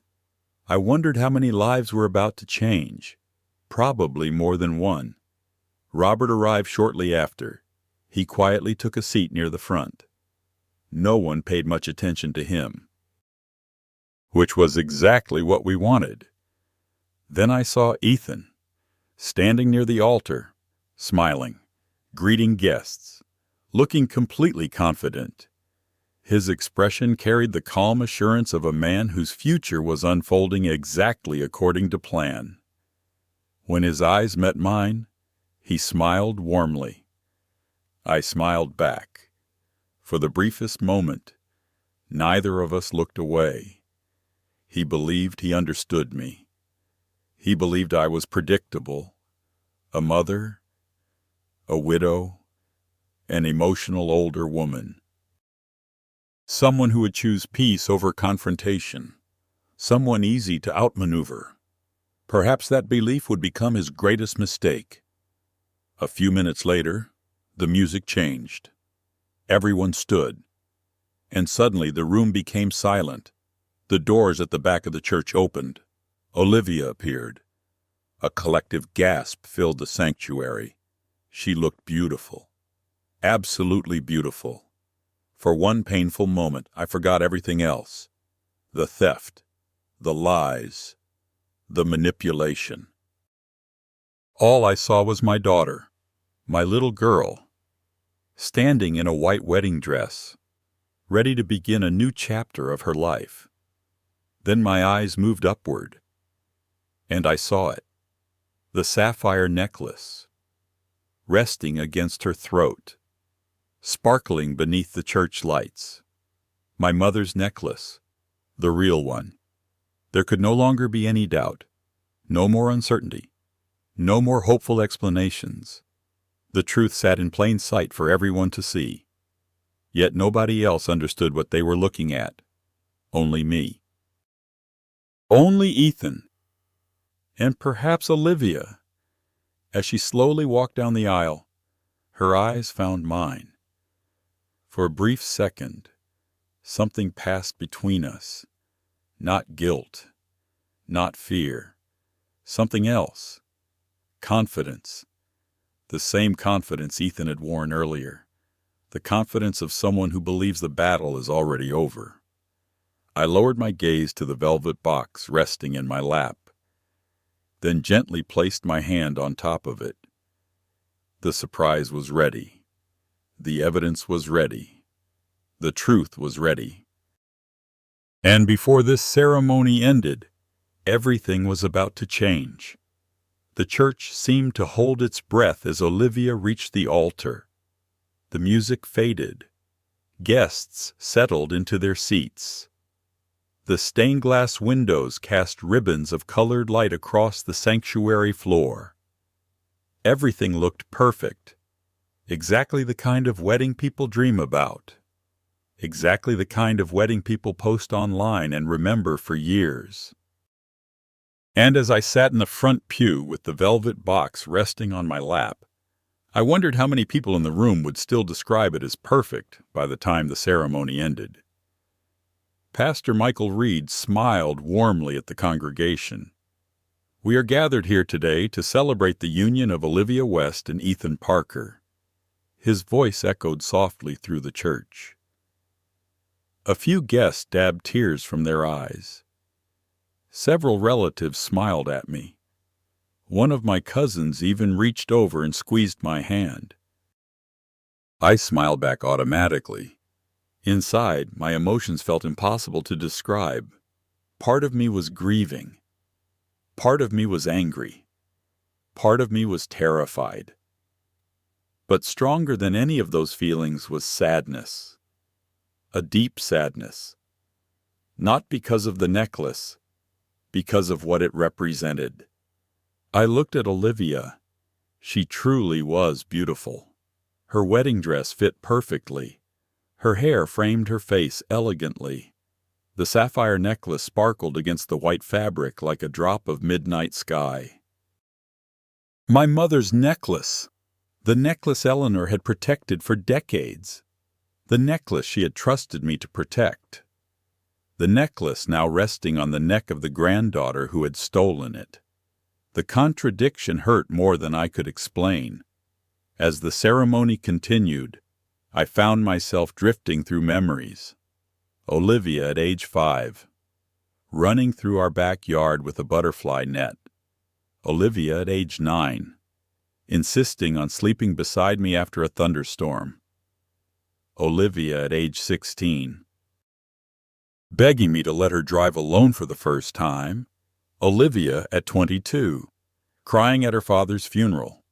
The memories arrived one after another, each one making the present situation harder to accept. How had we ended up here? How had we gone from unconditional trust to hidden investigations and stolen heirlooms? I wasn't sure. Maybe there had never been one defining moment. Maybe people change one small decision at a time. One compromise, one justification, one rationalization. Until eventually they become someone even they barely recognize. I wondered if Olivia realized how far she had drifted, or if she still believed she was completely justified. The thought troubled me. Meanwhile, Ethan stood confidently beside her, watching him now. I understood something I hadn't fully accepted before. His greatest strength wasn't intelligence. It wasn't charm. It wasn't ambition. It was influence. He knew how to tell people what they wanted to hear. He knew how to make selfish decisions sound reasonable. He knew how to transform greed into opportunity. And somehow, over the years, he had convinced Olivia that taking what wasn't hers could be interpreted as claiming what she deserved. That realization broke my heart. Because manipulation only works when it finds an existing weakness. Ethan hadn't created Olivia's flaws. He had simply amplified them. The ceremony progressed. Vows, readings, prayers, everything exactly as planned. At one point, I noticed Olivia glancing toward me. Not once. Several times. The looks were brief, almost nervous. For a moment, I wondered whether she suspected something, whether she knew I had discovered the truth, whether guilt was finally beginning to surface. But each time our eyes met, she quickly looked away, and I couldn't tell what she was thinking. The uncertainty lingered. Then something unexpected happened. As Pastor Michael began discussing marriage and commitment, his words seemed to affect Olivia, at least briefly. I watched her expression change, not dramatically, just enough to notice. The confidence softened. The smile faded slightly. She appeared thoughtful, reflective, almost emotional. Marriage is built upon trust, Pastor Michael said. The word trust echoed through the sanctuary. Trust. I saw Olivia blink, then lower her eyes. For the first time all day, she looked uncomfortable. Pastor Michael continued, "It requires honesty even when honesty is difficult. Honesty. Another uncomfortable word. Another subtle reaction. I noticed Ethan gently touch her hand, a reassuring gesture, a calming gesture, or perhaps a controlling gesture. At that moment, I wasn't sure. The sermon continued. The congregation listened attentively, yet my focus remained fixed on Olivia and Ethan, their expressions, their body language, the invisible conversation unfolding between them. And slowly, a realization formed. Neither of them expected resistance. Neither of them expected consequences. They genuinely believed the story was over. The necklace had been taken. The wedding was happening. The future was secure. As far as they knew, they had won. That confidence would make what came next even more powerful, not because I wanted revenge, because people rarely examine their choices until those choices collide with reality. And reality was approaching. Fast. A few rows behind me. Relatives smiled and whispered excitedly. Guests snapped discreet photographs. Children shifted impatiently in their seats. Nobody had the slightest idea what was about to happen. Neither did Olivia. Neither did Ethan. The only people who knew were me and Robert Hayes. I glanced toward him. He sat quietly near the side aisle, calm, observant.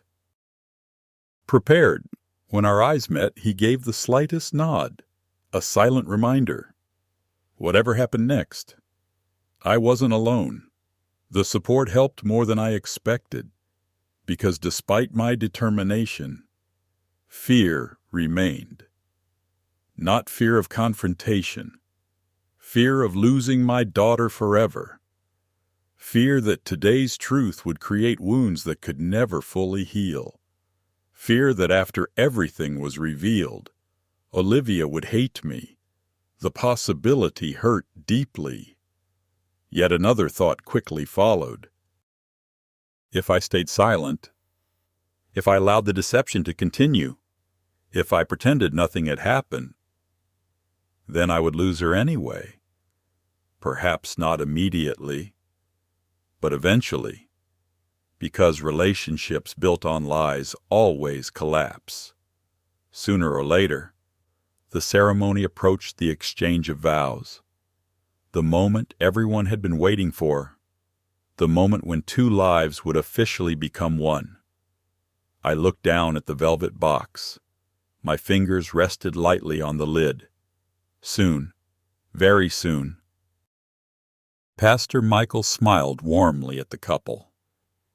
We have now reached the point in the ceremony where family and loved ones may share blessings, memories, or words of encouragement. The sentence landed like a bell ringing in my mind.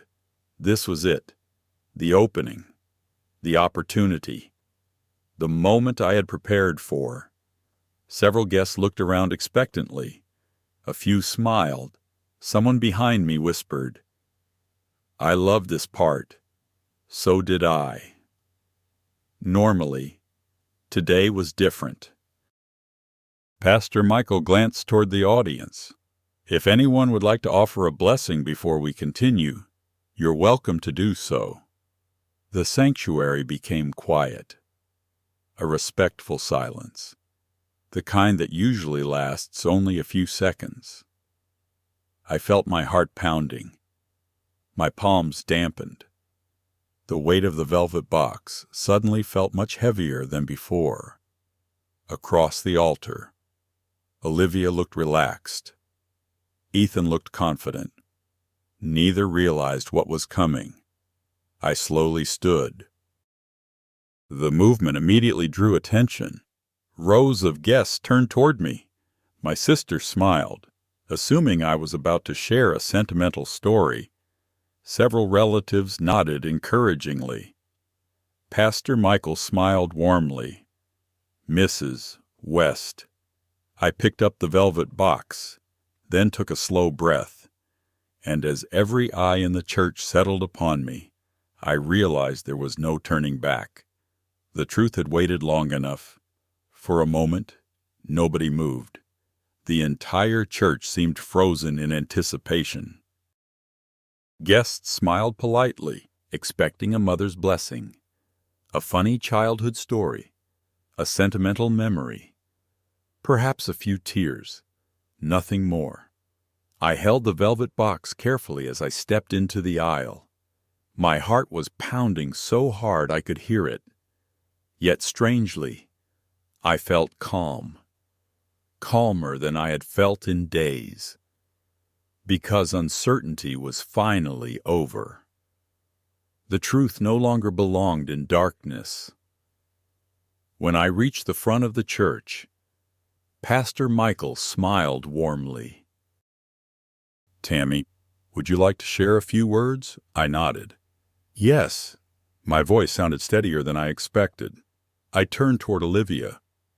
For a brief second, our eyes met. She smiled, a cautious smile, a curious smile, but still a smile.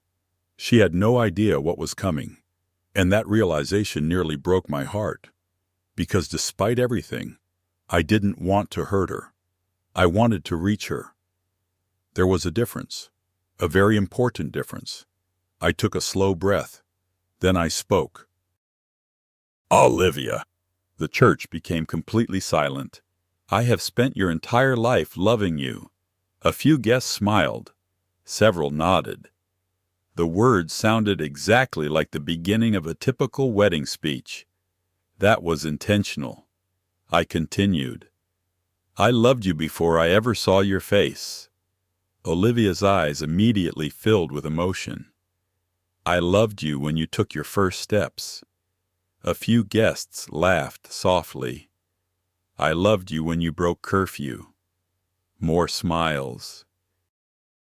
"I loved you when you left for college." I paused. "And I loved you during every mistake you've ever made." The smile on Olivia's face faded slightly. Not completely, just enough. I saw confusion begin to appear. The first tiny crack. I continued. "My mother, Eleanor West, taught me many things." Now several older relatives nodded knowingly. Many of them had known Eleanor. Many had respected her.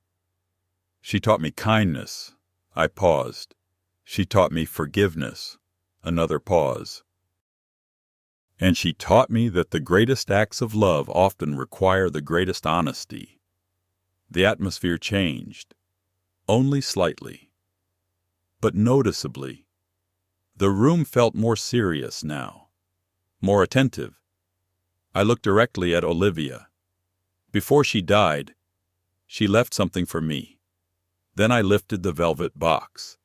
Several guests assumed I was finally presenting the sapphire necklace. I heard whispers, soft murmurs, excitement. But Olivia's expression changed immediately. Her eyes locked onto the box. I saw recognition, not certainty, not yet, but concern, real concern. I gently held the box toward her. "This belongs to you." A murmur moved through the church. Olivia hesitated, then slowly accepted it. Her hands trembled slightly. For the first time all day, she looked nervous. "Open it," I said softly. The church watched. Olivia looked down, then carefully opened the lid. The moment she saw the contents, her face changed. Completely. Inside rested the replica sapphire necklace, along with Eleanor's handwritten letter, and copies of several trust documents. Olivia immediately recognized the necklace wasn't the original. I saw it happen. The realization flashed across her face like lightning. Shock, confusion, fear, all within a single second. Beside her, Ethan's expression tightened, only briefly, but long enough for me to see, long enough for Robert Hayes to see, long enough for the truth to begin emerging. Pastor Michael looked puzzled. The guests looked confused. Nobody understood what was happening. Yet, I spoke gently. "Please read the letter." Olivia stared at me. For several seconds she didn't move. Then she slowly unfolded the paper. The church remained silent. Even the children seemed unusually still. I watched my daughter read her grandmother's words. At first her eyes moved steadily, then slower still. The color gradually drained from her face. Tears appeared. Not dramatic tears, not theatrical tears. Real tears. The kind that arrive when a person collides with something they weren't prepared to face. I remembered every word of the letter, especially the section I had chosen carefully. To my future granddaughter. If this letter ever reaches your hands, remember that family treasures are not rewards. They are responsibilities. You will never prove your worth through ownership. You will only prove your worth through character. A person who values inheritance more than integrity has already lost something far greater than money. I watched Olivia continue reading. Her hands began shaking. The sanctuary remained silent. Nobody understood why, but everyone understood something important was happening. When she reached the final paragraph, she stopped completely. Her eyes closed. A tear rolled down her cheek, then another. I knew exactly what she had just read. The final words Eleanor had written.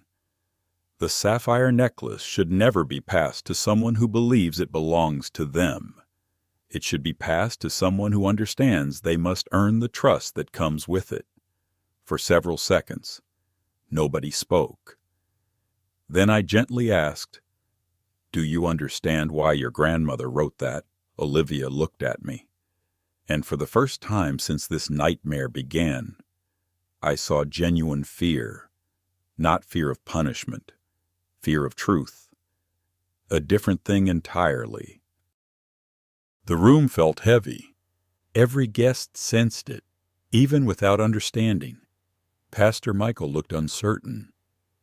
Ethan looked increasingly uncomfortable. And Olivia looked as though the ground beneath her feet had begun to move. Finally she spoke, her voice barely above a whisper. "Mom." The single word carried 1,000 emotions. I nodded gently. Yes. Another tear slid down her face. Then she glanced toward the necklace around her neck. The real necklace.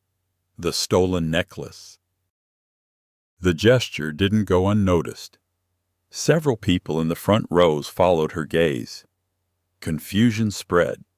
Questions appeared. Whispers began. Tiny at first, then growing. I knew the moment had arrived. The turning point. The place where this story could no longer remain hidden. Yet I still wasn't interested in humiliating her. So I offered one final opportunity. One final chance to choose honesty herself. I took a step closer. My voice remained calm, soft, almost maternal. "Olivia," she looked at me. "I want to ask you something." The tears continued. "What?" I swallowed. Then spoke the words I'd been carrying for days. "Would you like to tell everyone how you got the necklace you're wearing?" The question landed like thunder. The entire church went silent. Absolute silence. Every eye turned toward Olivia. Every eye. Family. Friends. Guests. The groom. The pastor. Everyone. Olivia's breathing quickened. Her hands tightened around the letter. And for the first time all afternoon, Ethan looked genuinely afraid, because he finally understood something. This wasn't going according to plan. Not anymore. For several seconds, Olivia couldn't answer. The silence stretched painfully through the church. Everyone was watching. everyone was waiting. And for the first time that day, my daughter looked completely unprepared. Her eyes moved from me to the letter, then to the necklace around her neck, then briefly toward Ethan. That glance told me everything, because Ethan immediately gave her a subtle shake of his head. Tiny, almost invisible. But I saw it. And so did Robert Hayes. The message was obvious. Don't say anything. Don't admit anything. Deny. Just as he had instructed her. I felt sadness more than anger. Because in that moment, I could clearly see the battle happening inside Olivia. Part of her wanted to tell the truth. Part of her wanted to protect the lie. Part of her wanted to protect Ethan. And those parts were tearing her apart. Finally, she swallowed. "Mom." Her voice cracked. The church remained completely silent.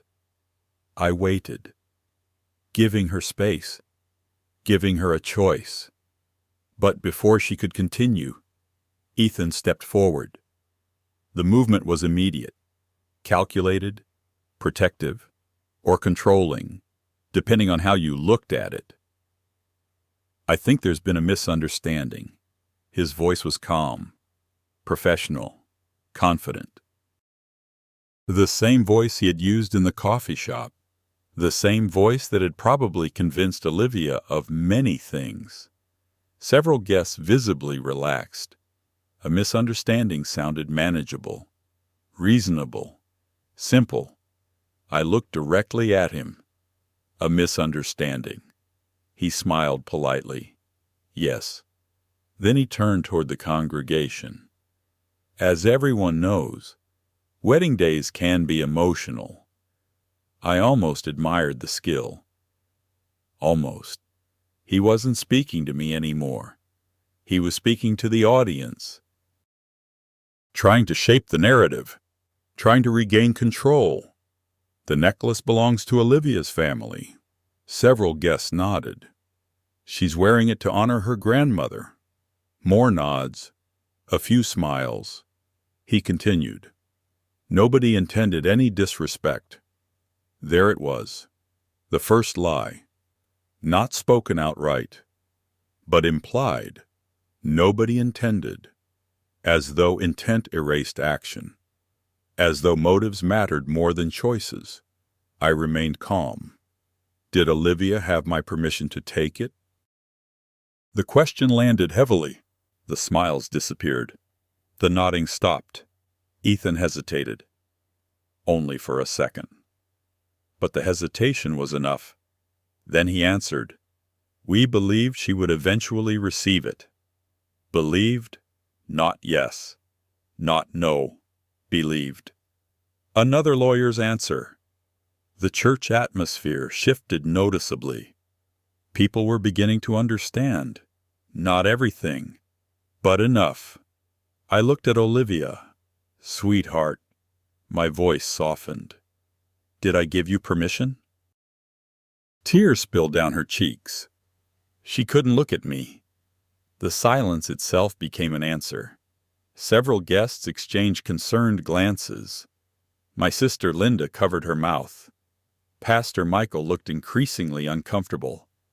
And Ethan was beginning to lose control of the situation. I could see it. The confidence was fading. The calculations were changing. The story wasn't behaving the way he expected. Finally, Olivia whispered, "No." The single word echoed through the sanctuary. A collective gasp moved through the crowd. Tiny, but unmistakable. I closed my eyes briefly. Not because I was surprised. Because hearing it aloud hurt more than I expected. When I opened them again, Olivia was crying openly. The carefully constructed image of the perfect bride had begun to crack. Not because she was evil, because she was human. And guilt can only stay hidden for so long. Ethan immediately stepped forward again. "Olivia." She pulled her hand away from him. The movement shocked everyone, including Ethan, especially Ethan. For the first time all day, he looked uncertain. "Let me speak." Her voice trembled. But there was strength inside it. Real strength. The kind that had been missing for a long time. The church became silent again. Olivia wiped tears from her face, then looked directly at me. "I'm sorry." The words barely escaped her lips. Yet they felt more honest than anything she'd said in months. I remained quiet, allowing her to continue, and finally, she did. "I took the necklace." The confession hit the room like a wave. Several people gasped again. Others looked stunned. A few appeared heartbroken. I understood all of those reactions, because I felt them too. Olivia continued speaking through tears. "I used the spare key." Her voice shook. I knew where the safe was. Every word seemed painful. Every sentence cost her something. Yet she kept going. "I told myself it wasn't stealing." A sob escaped. "I kept telling myself it would belong to me eventually." The honesty was finally emerging. Raw, ugly, necessary. I convinced myself it was harmless. She looked down, then toward the necklace. But deep down, another tear. I knew it was wrong. The church remained absolutely still, and nobody interrupted. Nobody moved. Nobody even seemed to breathe. Then I saw Olivia turn toward Ethan, and suddenly everything changed. Because the sadness in her face became anger, not explosive anger. The slow realization kind. The dangerous kind. "When I told you I felt guilty." Her voice hardened. "You said I was overreacting." Ethan's expression immediately shifted. "Olivia." "No." She shook her head. "No." The word echoed sharply through the sanctuary. The bride who had been trembling moments earlier suddenly looked stronger. Stronger than she had all day. Perhaps stronger than she had been in years. "When I asked if we should give it back," she stared directly at him, "you told me my mother would get over it." The room reacted visibly. Whispers spread. People exchanged shocked looks. Ethan opened his mouth, then closed it. For once, the perfect words weren't arriving. Olivia wasn't finished. "You kept saying it wasn't really stealing." More tears. But it was. The final sentence landed heavily, because now the truth wasn't coming from me. It was coming from her. Exactly where it needed to come from. I watched Ethan carefully. For the first time since I'd met him, the mask was slipping. Not dramatically, but enough. The charm, the confidence, the control, all weakening. He attempted one final recovery. "You're upset." The sentence sounded almost desperate. "No." Olivia's voice steadied. "I'm finally thinking clearly." A murmur moved through the church. And suddenly I understood something. The surprise had already worked. Not because I exposed Ethan. Not because I revealed the trust. Not because of evidence. Because Olivia had finally seen herself. The letter had forced her to compare who she was becoming with who she wanted to be. And once that happened, the lies couldn't survive. Robert Hayes quietly stood from his seat. His timing was perfect. Not dramatic, not theatrical, simply calm, respectful. He approached slowly, then addressed the congregation. "My name is Robert Hayes." Many family members recognized him immediately. I served as legal counsel for Eleanor West. The church listened attentively. Robert held up a copy of the trust documents, then calmly explained the truth. The necklace carried symbolic significance. not financial control. Possession granted no authority. The trust remained under existing stewardship, and most importantly, stealing the necklace accomplished absolutely nothing. When Robert finished speaking, several guests looked directly at Ethan. Questions filled their faces, difficult questions, the kind he couldn't easily charm away. And then came the final blow. Not from me, not from Robert, from Olivia. She looked directly at Ethan and asked the one question nobody else could ask. Did you know that? The church became silent once more, because everyone understood the significance. Did he know? Had he manipulated her anyway? Had he encouraged the theft despite understanding the truth? Had this all been deliberate? Ethan stood motionless. For the first time all day, he looked trapped. And when he finally answered, the future of the wedding changed forever. The entire church waited for Ethan's answer. No one moved. No one spoke. Even the air felt heavy.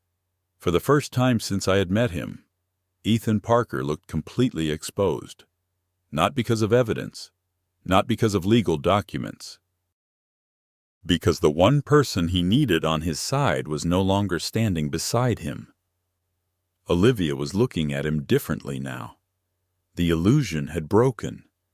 And once a person sees the truth, it becomes very difficult to return to the lie. Ethan glanced around the sanctuary, at the guests, at Pastor Michael, at Robert Hayes, at me. Finally, his eyes returned to Olivia. The silence stretched. Then he answered. I knew there was a trust. The confession hit the room like a sudden gust of wind. Not dramatic, not loud, but enough. Enough to make people understand. Olivia stared at him. You knew. Ethan immediately lifted his hands. Not everything. There it was. The qualification. The lawyer's instinct. Never admit more than necessary. Never accept full responsibility. I knew there were family assets connected to the history of the necklace. Olivia looked stunned. You told me it probably controlled the trust. I said it might. The distinction sounded ridiculous. Even he seemed to realize it. Several guests exchanged disapproving looks. For the first time all day, Ethan seemed unable to control the room. Olivia's voice grew stronger. Did you know stealing it wouldn't actually give us anything? Ethan hesitated. A fatal hesitation. Because hesitation itself became the answer. Tears immediately filled Olivia's eyes again. Oh my God! The realization crushed her. Not because she had been innocent. She wasn't. She had made her own choices. But she finally understood something devastating. She hadn't been acting alone. She had been influenced, encouraged, manipulated. And now she could see it. The truth spread across her face in real time. Months of conversation suddenly looked different. Months of advice, months of suggestions, months of pressure. Everything was rearranging itself inside her mind. Then Ethan made the worst decision of his life. Instead of apologizing, instead of taking responsibility, he became defensive. You wanted the necklace too. The sentence echoed through the church. I closed my eyes, because I knew exactly what was about to happen. Olivia stared at him. What? You wanted it. His voice sharpened. You kept talking about how unfair it was. A few guests looked shocked. Others looked uncomfortable. Ethan continued. You said your mother treated you like a child. Each sentence pushed Olivia further away. You said it should belong to you. The more he spoke, the worse it became, because now everyone could see what he truly cared about. Not Olivia, not accountability. Saving himself. Olivia stepped backward, actually stepped away from him. The distance between them felt symbolic, powerful, painful. "Stop," her voice trembled. "I'm telling the truth." "No."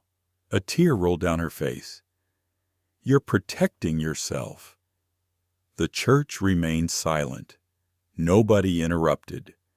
Nobody needed to. The truth was finally speaking for itself. For several seconds, Ethan said nothing.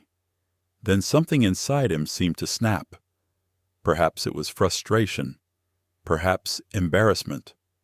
Perhaps the realization that his carefully planned future was disappearing. Whatever it was, it revealed the man beneath the charm. "You think this matters?" The sentence stunned everyone, including Olivia. "What?" Ethan laughed bitterly. One harsh laugh. "Do you know how many people make decisions based on money?" The room froze.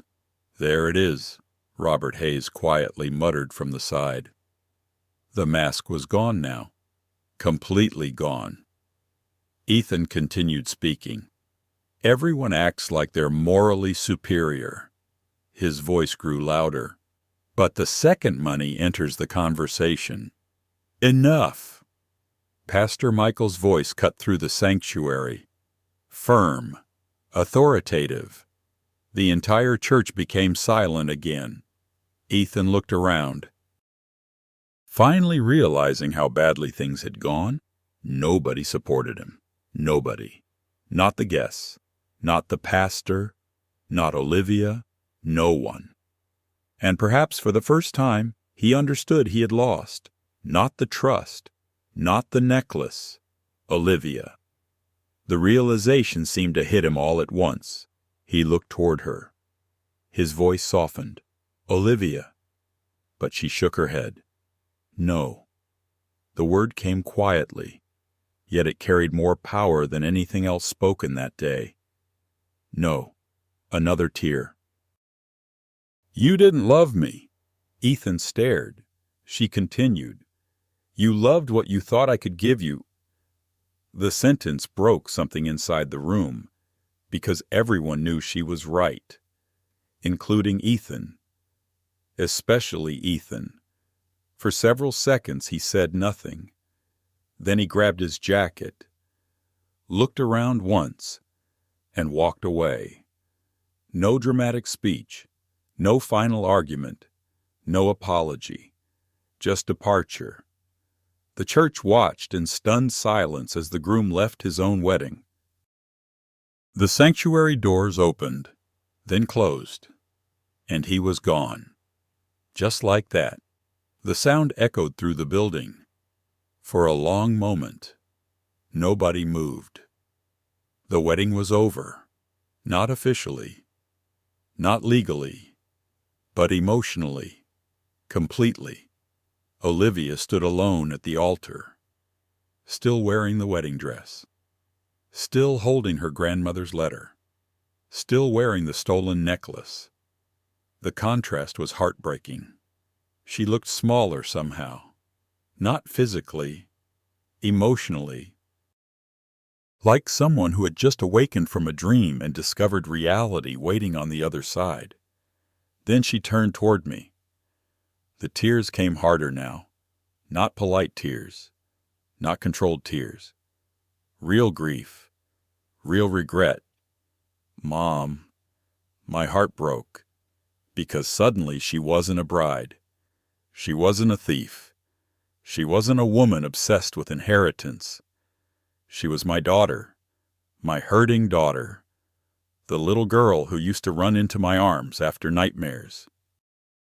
The little girl who believed I could fix everything, but this time I couldn't fix it. She had to face it. All of it.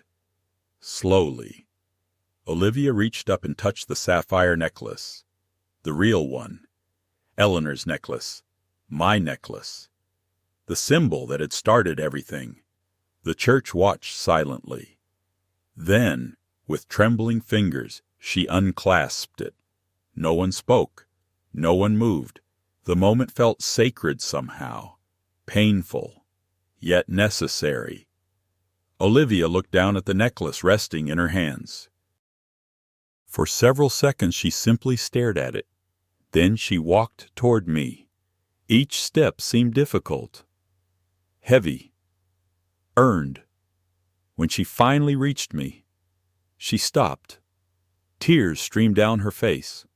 "I don't deserve this." The words shattered my heart, because for the first time, she understood. Not the necklace, the lesson, the responsibility, the trust, everything. Slowly, she placed the necklace into my hands.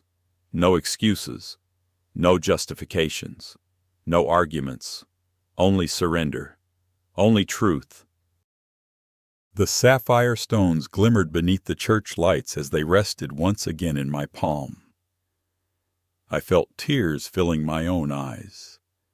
Not because the necklace had returned, because my daughter had, not completely, not yet, but she had taken the first step back. The hardest step, the step called honesty. For several moments we simply stood there, mother and daughter, broken, hurting, yet finally facing each other without lies between us. Then Olivia whispered something I'll never forget. "I'm so sorry." And for the first time that day, I believed her. A year later, I found myself standing in the exact same kitchen where this story had truly begun. The morning sunlight streamed through the windows. A pot of soup simmered gently on the stove. And for the first time, in a very long time, peace lived in my home again. Not perfect peace. Not the kind people post about online. Real peace. The kind that comes only after truth has done its difficult work. The year following the wedding was one of the hardest years of Olivia's life, and one of the hardest years of mine. Many people assume healing happens immediately after a dramatic moment. It doesn't.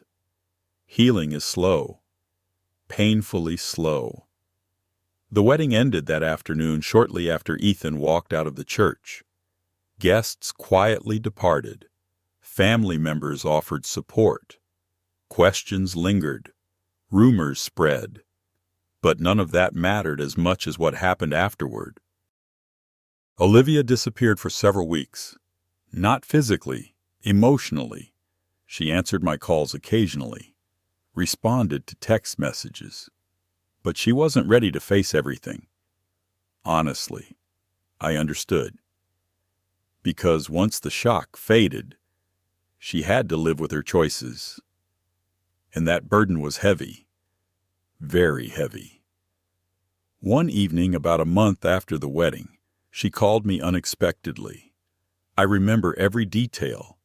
I was folding laundry when my phone rang. Her voice sounded exhausted. "Mom." "Hi, sweetheart." Several seconds passed. Then she began crying. Not politely, not quietly. The kind of crying that comes from deep regret. The kind that hurts to hear. For nearly 10 minutes, she couldn't speak clearly. I simply listened. Finally, she managed to say, "I don't know who I am anymore." The sentence shattered my heart, because that was the real damage Ethan had caused. Not the necklace, not the wedding, identity. He had slowly convinced her to become someone she wasn't, and worse, she had participated willingly. Healing required accepting both truths.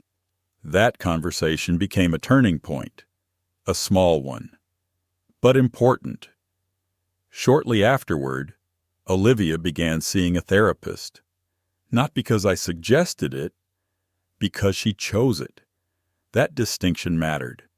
For the first time in years, she was making decisions for herself, not for appearances, not for approval, not for Ethan, for herself. The process wasn't easy. Some sessions left her emotionally exhausted. Others forced her to confront uncomfortable truths: entitlement, validation, fear, insecurity, dependency. All the things she had spent years avoiding. Yet slowly, something remarkable happened. The old Olivia began reappearing. Not the child, not the teenager. A wiser version, a stronger version, an honest version.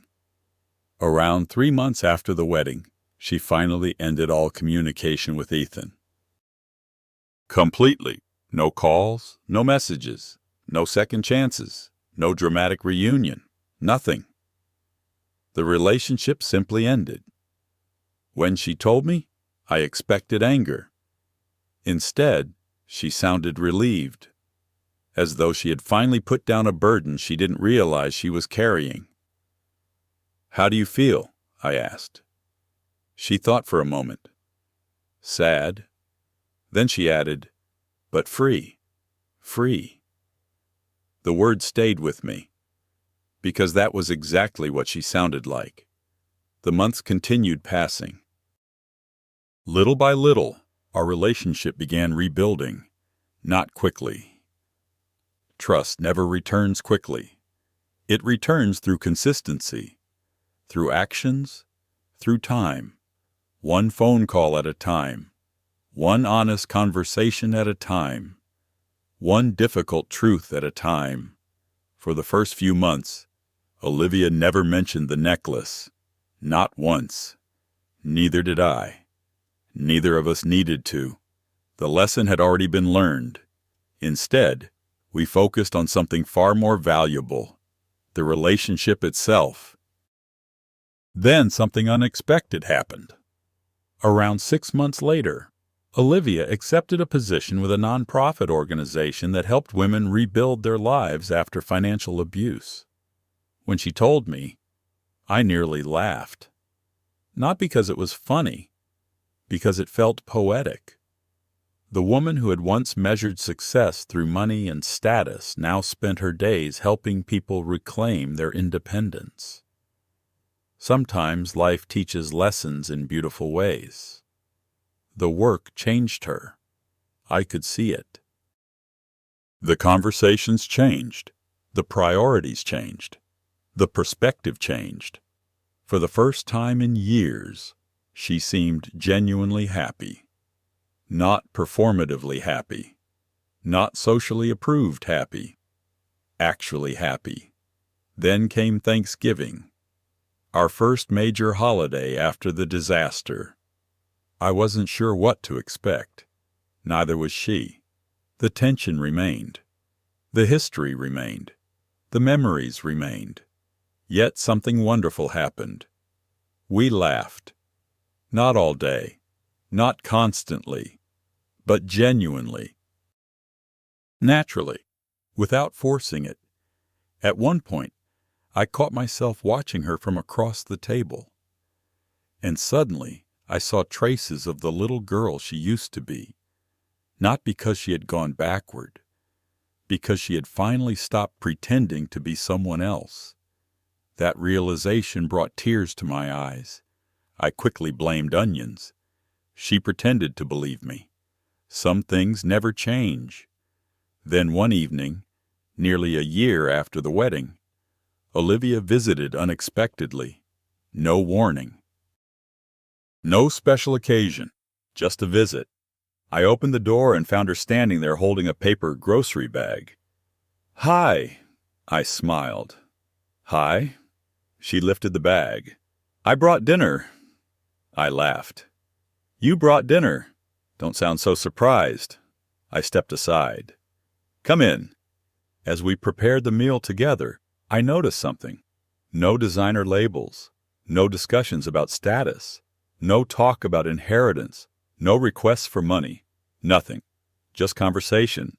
Simple conversation. About life. Work, friends, books, ordinary things, beautiful things. Later that evening, we sat on the back porch watching the sunset. The same porch where we'd spent countless evenings throughout her childhood. The silence felt comfortable, safe, healing. Eventually, Olivia spoke. "You know what the therapist asked me?" "What?" She smiled softly. "She asked me when I started believing I had to earn other people's approval." The question lingered, powerful, complicated. Then she laughed quietly. "Took me 6 months to answer it," I smiled. "That's pretty good." She looked at me. "Not really." Then she added, "But I'm getting there." I reached over and squeezed her hand. "That's enough." For several minutes we watched the sunset.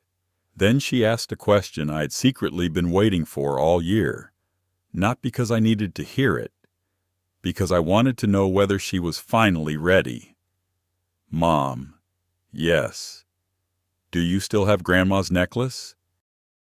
I looked at her carefully.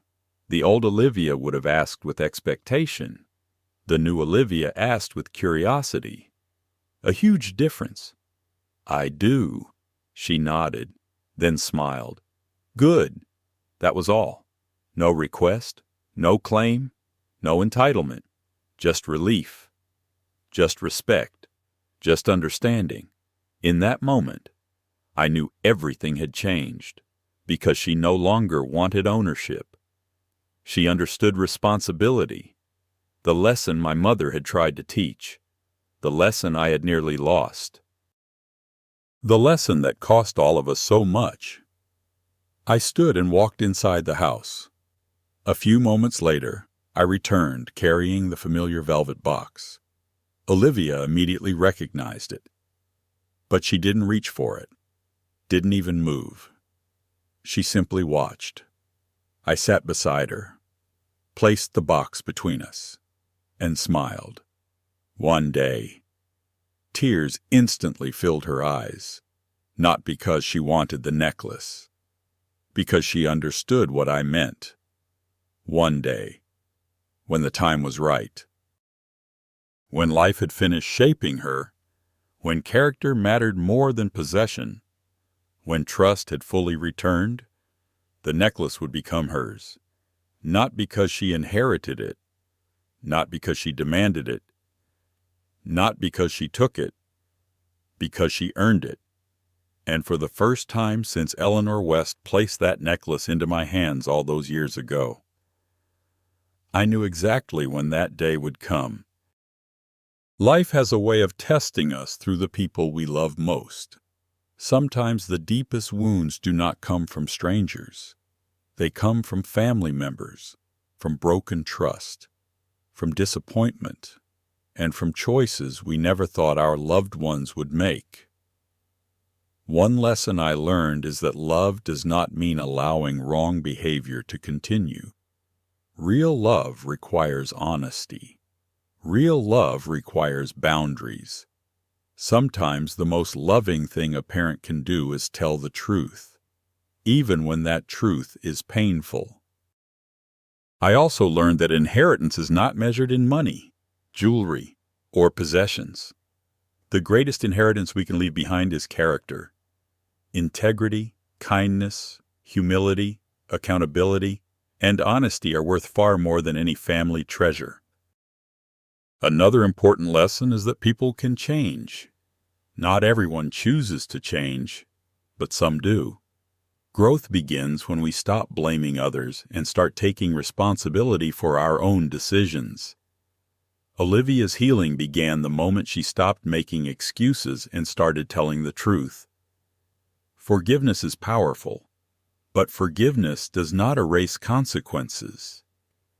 Trust takes years to build, and only moments to break. Yet, when both sides are willing to do the hard work, healing is possible. Most importantly, never underestimate the power of a second chance. Sometimes people need to lose their way before they can truly find themselves. If this story touched your heart, I'd love to hear your thoughts. What would you have done if you were in Tammy's position? Could you have forgiven your child after such a betrayal? Please share your feelings in the comments. Tell me where you're watching from and what time it is in your part of the world.